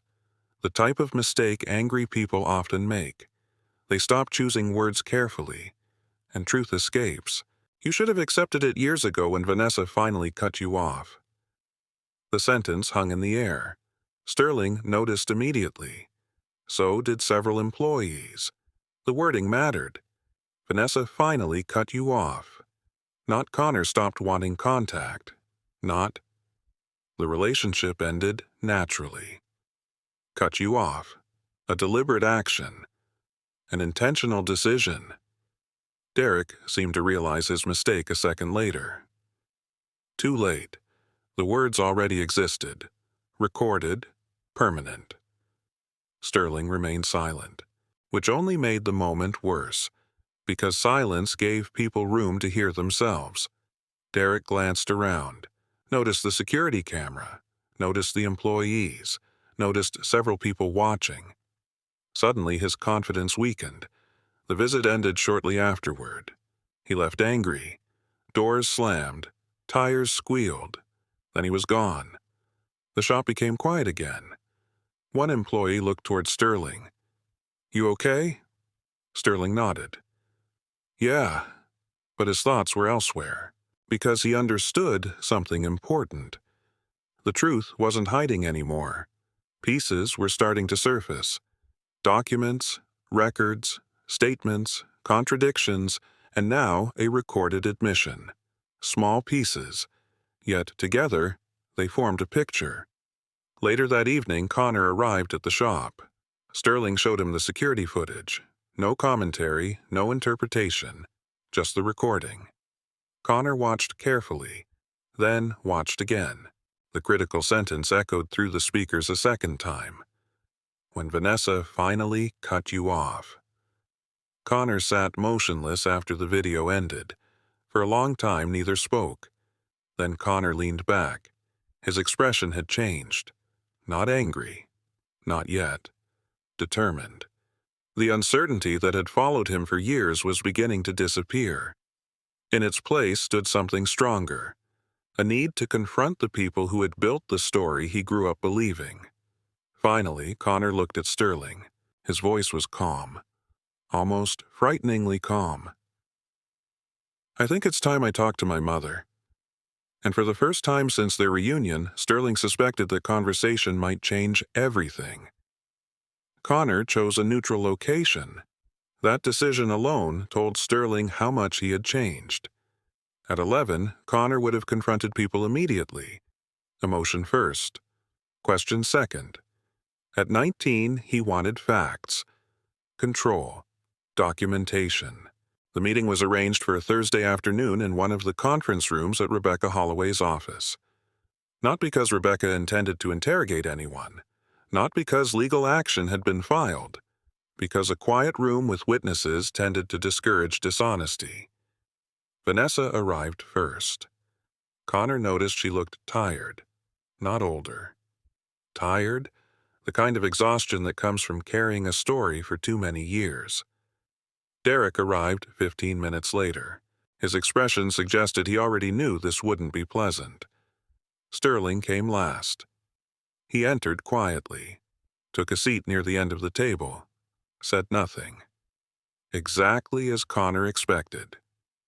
Rebecca remained present only as an observer. A legal professional. Someone capable of confirming what documents said. Nothing more. For several moments nobody spoke. The room felt unusually still. The sound of traffic outside occasionally drifted through the windows. Connor looked around the table, then finally broke the silence. "I didn't ask you here to argue." His voice remained calm, steady. Vanessa nodded cautiously. Derek crossed his arms. Connor continued. "I want answers." No one objected, because no one could. The statement was reasonable, necessary even. Connor opened a folder, the same folder containing years of returned birthday cards. Carefully he removed the first envelope, placed it on the table, then another, then another. The stack gradually grew. Red postal stamps visible on each one. Return to sender, undeliverable. Address unknown. Vanessa's face changed immediately. Derek looked away. Connor noticed both reactions. "Why?" No one answered. Connor tapped the envelopes. "Why did I find these in storage?" Still silence. The room seemed to shrink. Finally, Vanessa spoke. "They would have confused you." The answer landed badly. Even she seemed aware of it. Connor stared. "Confused me.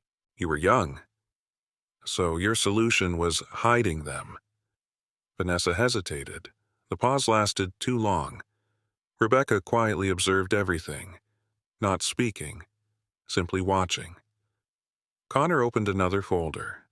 Inside sat copies of letters, requests, communication attempts, school records, medical records, the accumulated weight of 8 years. He spread several documents across the table. "Did Sterling stop trying to contact me?" "No." Vanessa's answer came reluctantly. "Did he choose to leave?" Another pause. Longer this time. "No." The word barely escaped her lips. Connor closed his eyes briefly. There it was. The first direct contradiction. Not from Sterling. From Vanessa herself. The room remained silent afterward, as though everyone understood a line had been crossed. Once spoken, certain truths could not be returned to hiding. Connor opened his eyes again. "Then why did you tell me he left?" Vanessa immediately looked down, toward the table, toward the documents. Anywhere except her son. The answer didn't arrive right away. When it finally did, it sounded smaller than Connor expected.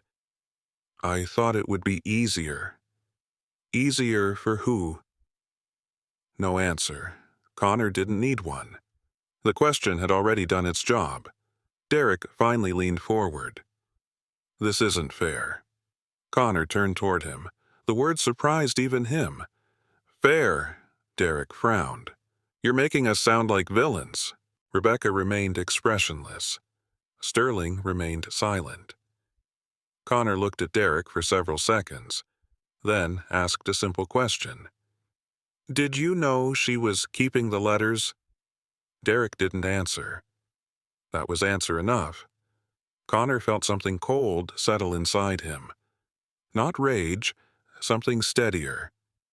Disappointment. The kind that remains long after anger burns away. He reached into another folder, removed a transcript, then placed a tablet on the table. The security footage. The recording from Russell Auto Glass. Connor pressed play. Nobody spoke while the video ran. The room filled with Derek's recorded voice. The argument. The confrontation. The tension. Then the critical sentence arrived. When Vanessa finally cut you off. The recording ended. Silence followed. No one rushed to explain it. No one could, because words spoken casually often revealed more than prepared statements. Connor looked at Derek. Finally, cut you off. Derek's jaw tightened. It wasn't like that. Then explain it. Another pause. Another failure. The pattern had become familiar. Connor felt strangely detached now. Almost calm. For years he had imagined this confrontation. He expected shouting, accusations, chaos. Instead, he was discovering something else. Truth usually arrived quietly. One contradiction at a time, one document at a time, one unanswered question at a time. Eventually, Connor turned toward his mother, the person he trusted most as a child, the person whose version of events had shaped nearly a decade of his life. That made the next question the hardest one. Did Sterling ever ask to see me? Vanessa closed her eyes. For a moment, Connor thought she might refuse to answer. Then she nodded. Once. A small movement, but unmistakable. Yes. Connor swallowed. The room suddenly felt warm. Too warm. He remembered birthdays, holidays, graduations, baseball games, all the times he believed someone simply stopped caring, all the times he told himself not to think about Sterling. The memories felt different now. Rewritten, not erased. Rewritten. A terrible distinction, because erased memories disappear. Rewritten memories force you to question everything. Connor leaned back. Hands clasped together, trying to maintain control, trying not to let emotion take over. Then another realization struck him. One final question remained, the biggest one. The question sitting beneath all the others. Slowly, he looked toward Vanessa. His voice came out quieter than before. Did you know I believed he abandoned me? Vanessa looked up. Tears stood in her eyes now. Connor barely noticed. He needed an answer. Not emotion, not regret. An answer. Yes? The word seemed to echo. Connor stared, unable to look away.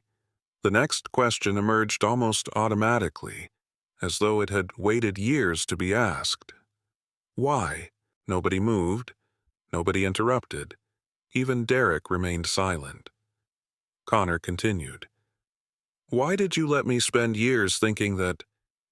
The room became impossibly quiet. Outside, traffic continued. People walked sidewalks. Life moved normally. Inside the conference room, everything had stopped. Vanessa finally spoke. Not defensively, not angrily, just honestly. Perhaps for the first time in years. I was afraid. Connor frowned. Of what? She looked toward Sterling briefly, then back at her son. I was afraid you'd choose him. The admission stunned everyone. Even Derek appeared surprised. Connor stared at her, trying to process what he had just heard. All those years, all those stories, all those missing letters. The reason wasn't confusion. The reason wasn't protection. The reason wasn't concern. Fear. Simple fear. The fear of losing a child's loyalty. And suddenly the entire situation looked smaller than he expected. Not less painful. Smaller. Because the damage had come from ordinary human weakness. Not some master plan. Not some grand conspiracy. Just fear making selfish decisions. Connor looked toward Sterling. The older man remained exactly where he had been the entire meeting. Quiet. Patient. Saying almost nothing. That detail mattered. Because despite everything revealed that afternoon, Sterling never once demanded an apology. Never once attacked. Never once tried to humiliate anyone. He simply let the truth stand on its own. And somehow that made it impossible to ignore. Connor slowly gathered the documents. The letters. The records. The proof. Years of evidence. Years of silence. Years of misunderstanding. Then he stood. The meeting was over. Nothing more needed to be said. Not today. As he reached the door, he paused, looked back one final time. At Vanessa, at Derek, at Sterling. The people who had shaped his life in very different ways. Then he walked out. But one realization followed him into the hallway. The truth had finally been uncovered. Now, he had to decide what to do with it. And that decision would change all of their lives. For 3 days after the meeting, Connor didn't call anyone. Not Vanessa, not Derek, not even Sterling. He needed space, not from the truth, from the weight of it. The human mind could absorb only so much change at once. For nearly a decade, Connor had carried a specific version of his own history. Now that version was gone, replaced by documents, records, witnesses, evidence. The facts were no longer unclear. What remained unclear was what came next. On the 4th day, Connor drove to Russell Auto Glass. The shop looked busy. Customers moved in and out. Employees worked steadily. Normal life continued. That fact comforted him. The world hadn't stopped simply because his understanding of it had changed. Sterling was inside the office reviewing invoices when Connor arrived. He looked up, saw him, then immediately pushed aside the paperwork. Not dramatically, not emotionally, just naturally, the way a father might react when a son walked into the room. Connor noticed that. More and more he noticed things, small things, the kinds of things he once took for granted. "How are you doing?" Sterling asked. A simple question. Yet Connor found it surprisingly difficult to answer. Eventually he shrugged. "I don't know." Sterling nodded. "That's probably normal." Connor laughed quietly. "Rebecca says the same thing." "Rebecca says a lot of things." That earned a genuine smile. The first one in days. For a while they talked about ordinary subjects. Work, cars, Boise traffic, nothing important. And strangely, those conversations mattered, because neither man was trying to force intimacy. Neither was trying to reclaim lost years in a single afternoon. They were simply spending time together. Slowly, naturally. Then Connor finally asked the question that had been waiting. "Can I ask you something?"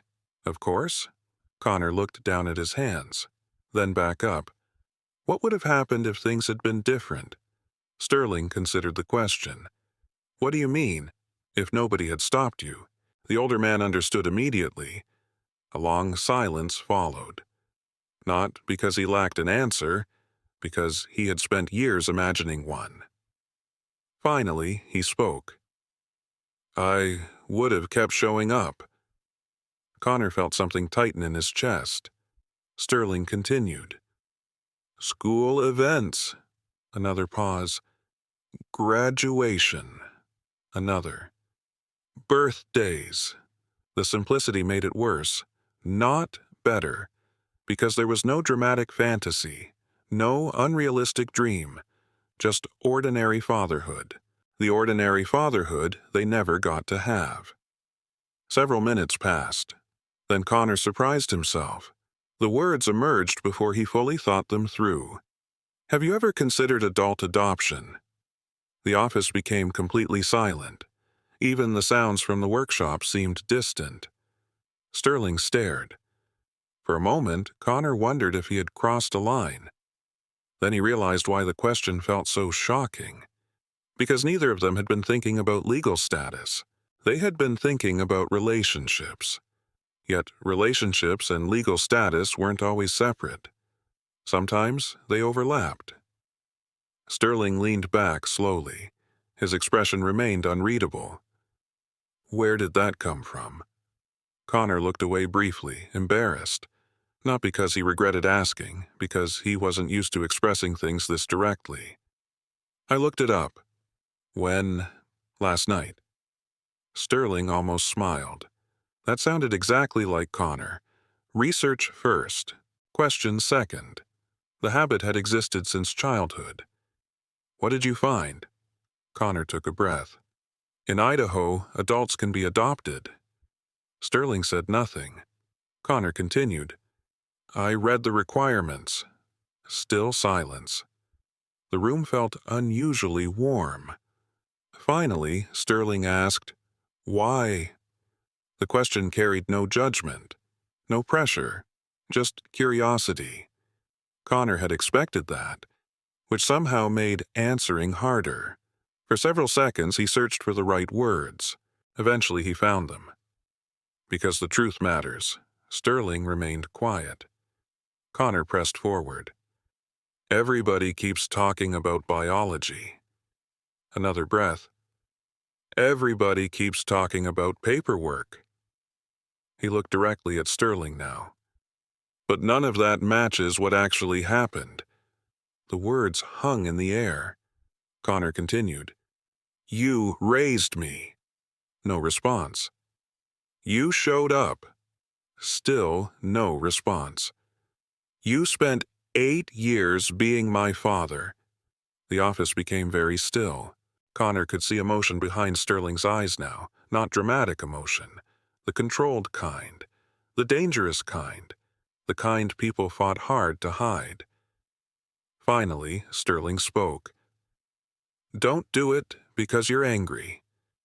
Connor blinked. What? Don't do it because of Vanessa. Another pause. Or Derek.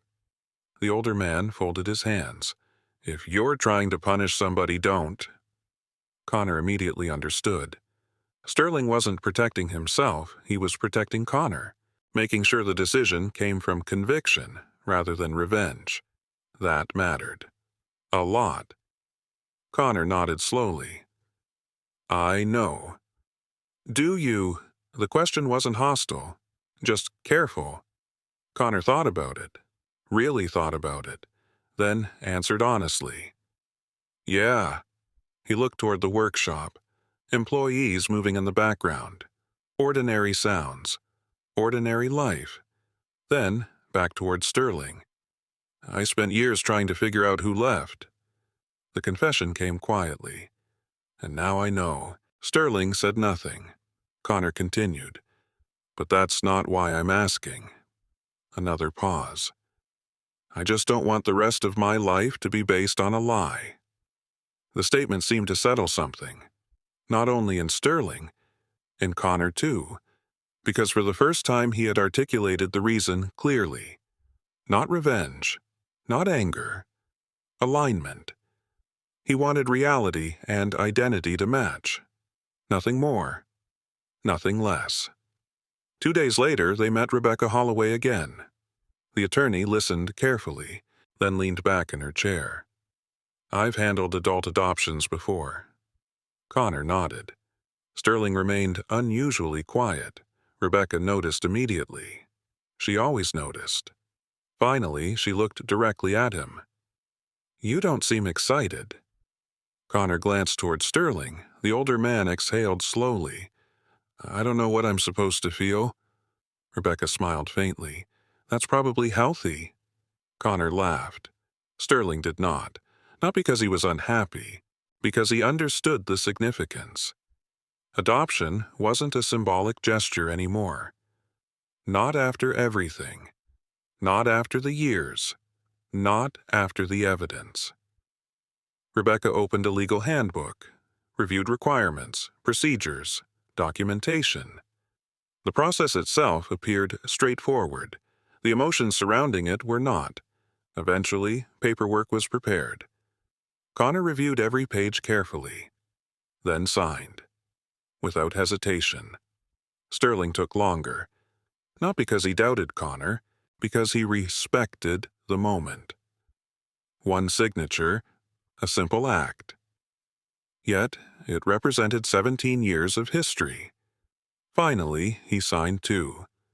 Rebecca gathered the documents, satisfied, professional, efficient. "Well," she closed the file. "The court date will probably be scheduled within a few weeks." Connor nodded. Sterling remained thoughtful. As they left the office, evening sunlight covered downtown Boise. Traffic moved steadily. Pedestrians crossed intersections. Normal life again. Connor noticed Sterling staring toward the courthouse several blocks away. "What are you thinking about?" The older man smiled faintly. A tired smile. An honest one. "Honestly, yeah." Sterling slipped his hands into his pockets. "I spent years fighting not to disappear." Connor looked at him. Neither spoke for a moment. Then Sterling continued. "I never imagined we'd end up here." Connor followed his gaze toward the courthouse. The building stood quietly against the evening sky. Nothing dramatic, nothing special. Just another government building. Yet within those walls, a judge would soon be asked to recognize something that had already been true for a very long time. Neither man said it aloud. Neither needed to. The paperwork was only catching up to reality. And now all that remained was the final hearing. The hearing lasted 23 minutes. Years later, Connor would remember every second. Not because anything dramatic happened, because after 17 years of confusion, 23 minutes finally brought clarity. Ada County Courthouse looked exactly as it always had. Plain, functional, unimpressed by human emotion. People arrived carrying divorces, custody disputes, probate filings, business disagreements. The building treated every story the same. Sterling appreciated that. Truth rarely benefited from theatrics. The morning began quietly. Sterling arrived first. As usual, he parked across the street and sat in his truck for several minutes. Not because he was nervous, because he needed time. The gray suit hanging in his closet had not been worn in years. The jacket felt unfamiliar. The tie felt restrictive. Even the polished shoes seemed strange. He glanced toward the courthouse entrance. People moved in and out. Most looked stressed. Some looked angry. A few looked defeated. Sterling felt none of those things. What he felt was harder to describe. Careful hope. The kind hope that arrives only after disappointment teaches caution. Connor arrived 10 minutes later. A dark blue dress shirt, simple tie, clean haircut, confident posture. Sterling watched him cross the parking lot. For a moment, an old memory surfaced. A little boy carrying a baseball glove twice the size of his hand. Then, the image disappeared. Connor wasn't 11 anymore. The realization still surprised him occasionally. Connor opened the passenger door. "You ready?" Sterling smiled. "Probably. That's not a yes. It's the best answer I've got." Connor laughed. The tension eased slightly. Inside the courthouse, Rebecca Holloway met them near security. She carried a thin folder. Years of history condensed into a few pages. That fact felt almost absurd. 8 years of fatherhood, 8 years of separation, countless memories, countless losses, all represented by paperwork. The hearing room was smaller than Connor expected. No jury, no audience, no dramatic atmosphere. Just a judge, a clerk, several rows of chairs, and a quiet sense of routine. Adult adoptions rarely attracted attention. Most people inside the building had no idea how much history sat inside that room. Rebecca reviewed final details. The judge would ask questions. Connor would answer. Sterling would answer. The court would confirm consent. Then a decision would be made. Simple. Legally, at least. Emotionally, nothing about it felt simple. Connor noticed something inside his jacket pocket. The small wooden-handled pocket knife, the one Sterling had given him during their final Saturday together. He carried it almost automatically now, not because he used it, because he never stopped keeping it. The realization still amazed him. Years of distance, years of confusion. Yet somehow he had protected that one object. Perhaps some part of him always knew. The courtroom door opened. The clerk called their case. Everyone stood. The judge entered. An older woman with calm eyes and an efficient manner. She reviewed the file briefly, then looked up. The hearing began. Questions came first. Basic information, names, addresses, confirmation of legal requirements. Everything proceeded smoothly. Then the judge focused on Connor. The room became noticeably quieter. "Mr. Hayes?" Connor straightened slightly. "Yes, Your Honor." The judge folded her hands. "Adult adoption requires voluntary consent." Connor nodded. "I understand." The judge studied him for a moment. Not suspiciously, carefully, as if measuring sincerity. Then came the question. A simple question. Yet everyone in the room understood it mattered more than the others. "Why do you wish to be adopted by Mr. Russell?" Silence followed. Rebecca didn't answer. Sterling didn't answer. No one could. This belonged entirely to Connor. For a moment he looked down, toward the table, toward his hands. Then he looked up again. His voice remained steady. No dramatic emotion. No rehearsed speech. Just honesty. "When I was 3 years old, he started showing up." The judge listened quietly. Connor continued. "He taught me how to ride a bike." A brief pause. "He attended school events." Another pause. "Baseball games." Another. "Doctor appointments." The room remained completely still. Connor glanced briefly toward Sterling, then back toward the judge. For 8 years, he did everything a father does. The judge nodded slightly. Connor continued. "Then I spent years believing he left." The words felt heavier now, more personal, yet he kept going. "Recently I learned that wasn't true." No one interrupted. No one needed to. The evidence already existed. The documents already existed. The truth no longer required defense. Connor took a breath, then delivered the sentence that would stay with Sterling forever. "Biology tells you who helped create you." The room fell silent. Connor's voice softened. "Life tells you who stayed." For the first time that morning, Sterling looked away. Not because he disagreed, because he suddenly couldn't trust himself to maintain eye contact. The judge remained quiet for several seconds, long enough for the statement to settle. Then she nodded. Slowly. Understanding. Not sympathy. Understanding. Finally, she turned toward Sterling. "Mr. Russell?" Sterling cleared his throat. "Yes, Your Honor." The judge smiled faintly.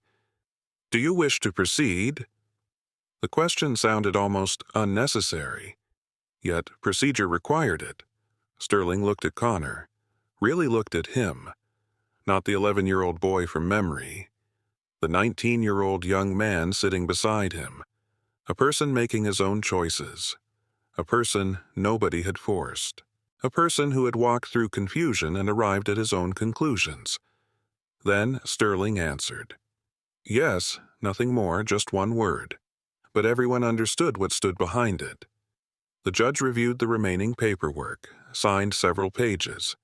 The scratching sound of a pen moved across paper. Simple, ordinary, almost anticlimactic. And yet Sterling felt something shift.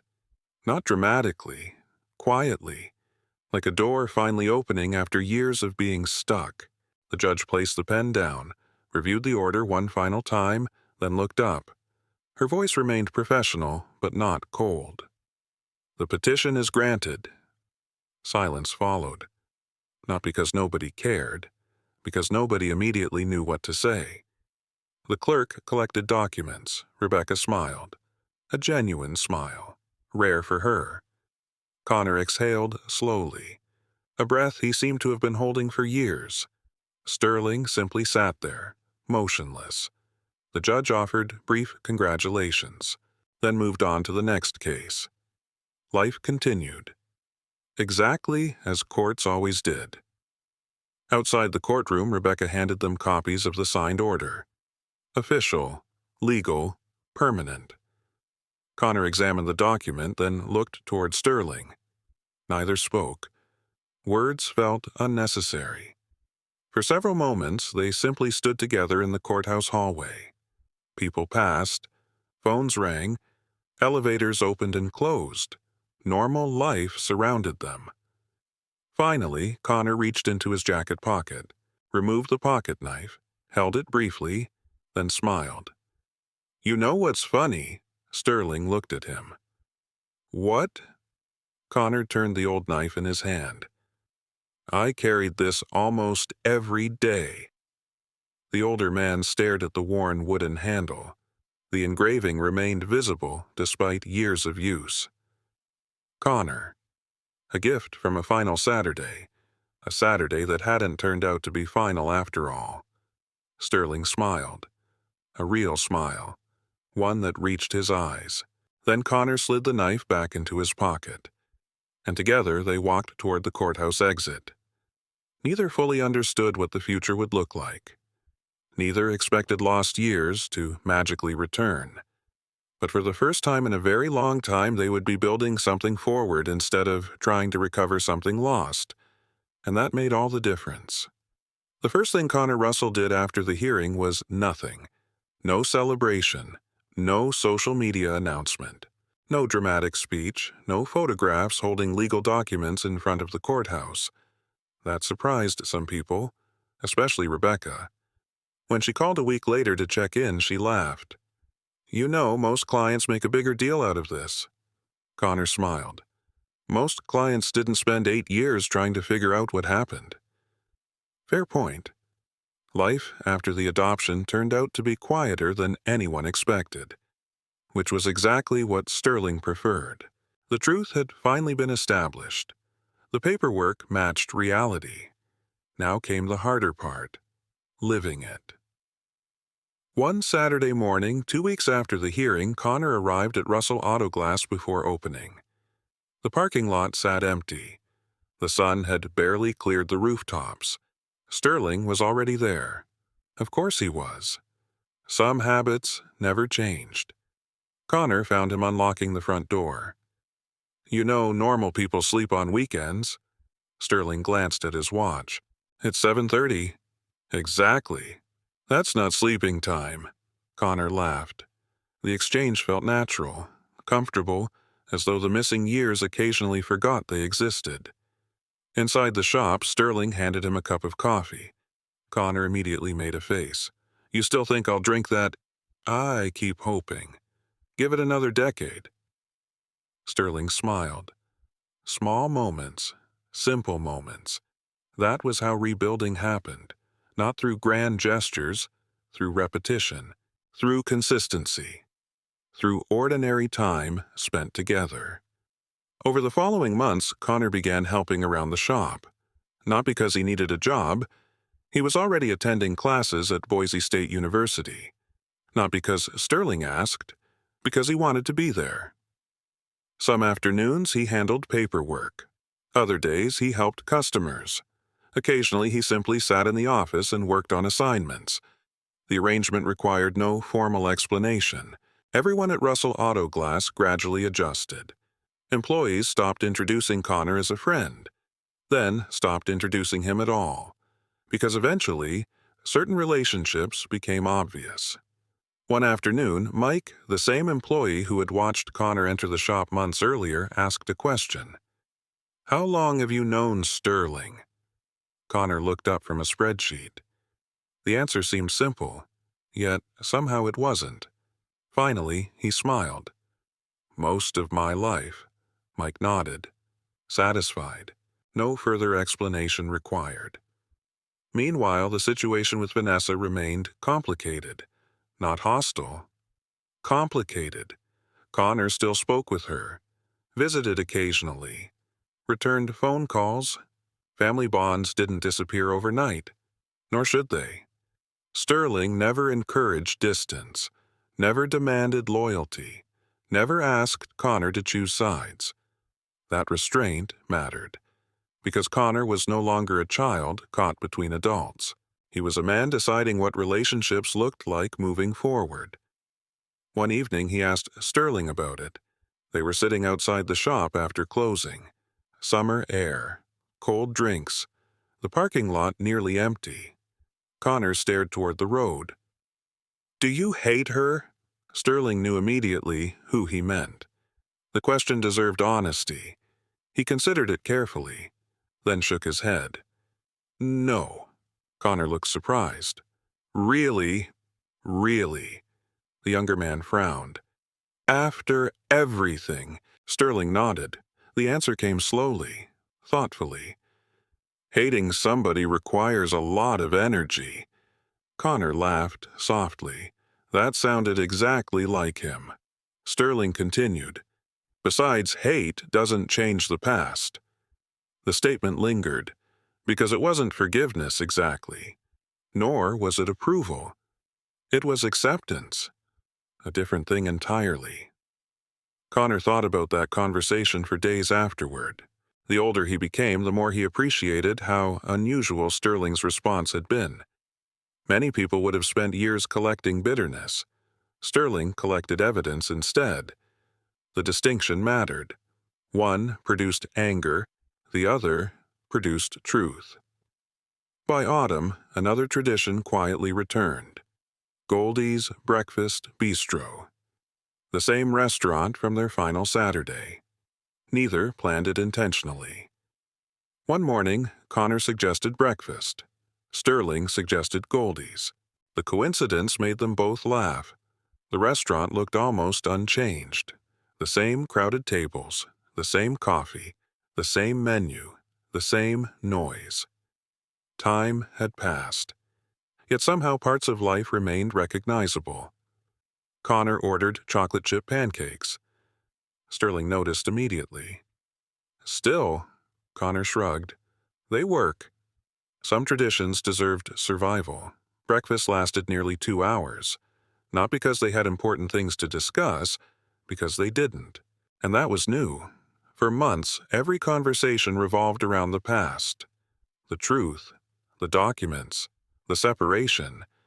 Now they talked about classes, cars, sports, weather, normal things.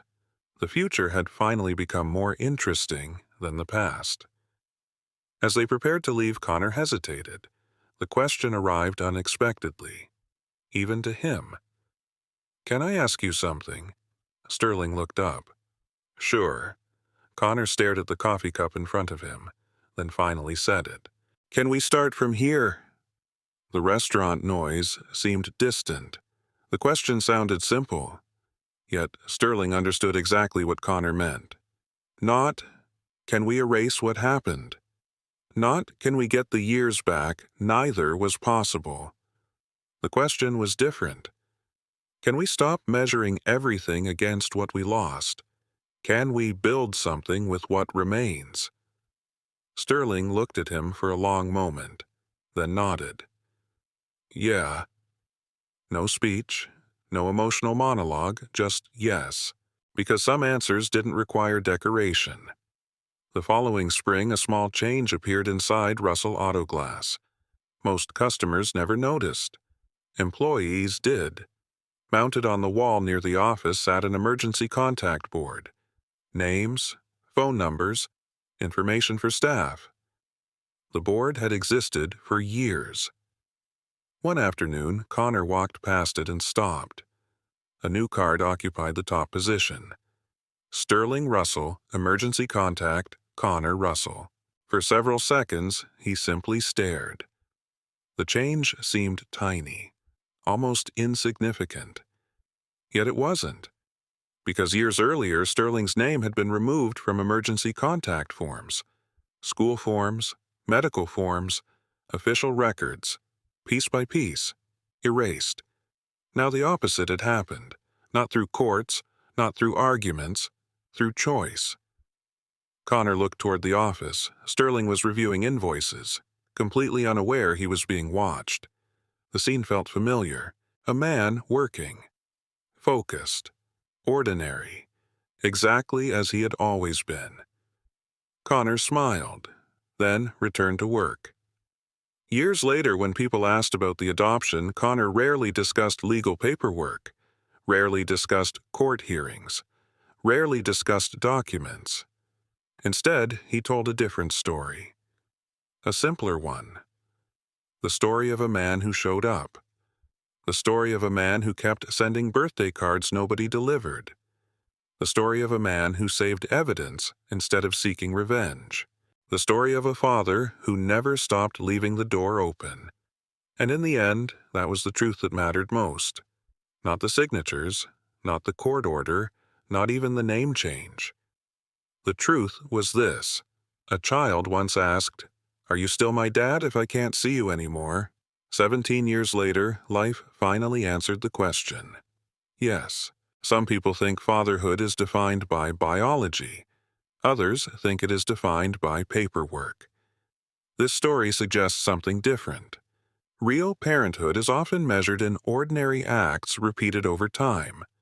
School pickups, hospital visits, birthday cards, showing up when nobody is keeping score. Sterling Russell never won because he argued louder. He never won because he got revenge. He won because the truth remained consistent for 17 years. Many people watching this have probably experienced some version of being misunderstood. Maybe someone told your story incorrectly. Maybe your efforts went unseen. Maybe you spent years carrying blame that never belonged to you. The difficult reality is that truth does not always arrive quickly. Sometimes it takes years. Sometimes it takes decades. But facts have a strange way of surviving longer than assumptions. I'm curious about your thoughts on this story. Have you ever discovered that something important from your past wasn't what you believed? Or have you ever had someone quietly stand by you even when nobody else noticed? Share your experience in the comments. I read as many as I can. And if you enjoyed this story, don't forget to subscribe. Tomorrow's story follows a man who inherited almost nothing from his grandfather except one locked toolbox that nobody in the family wanted. What he found inside changed everything.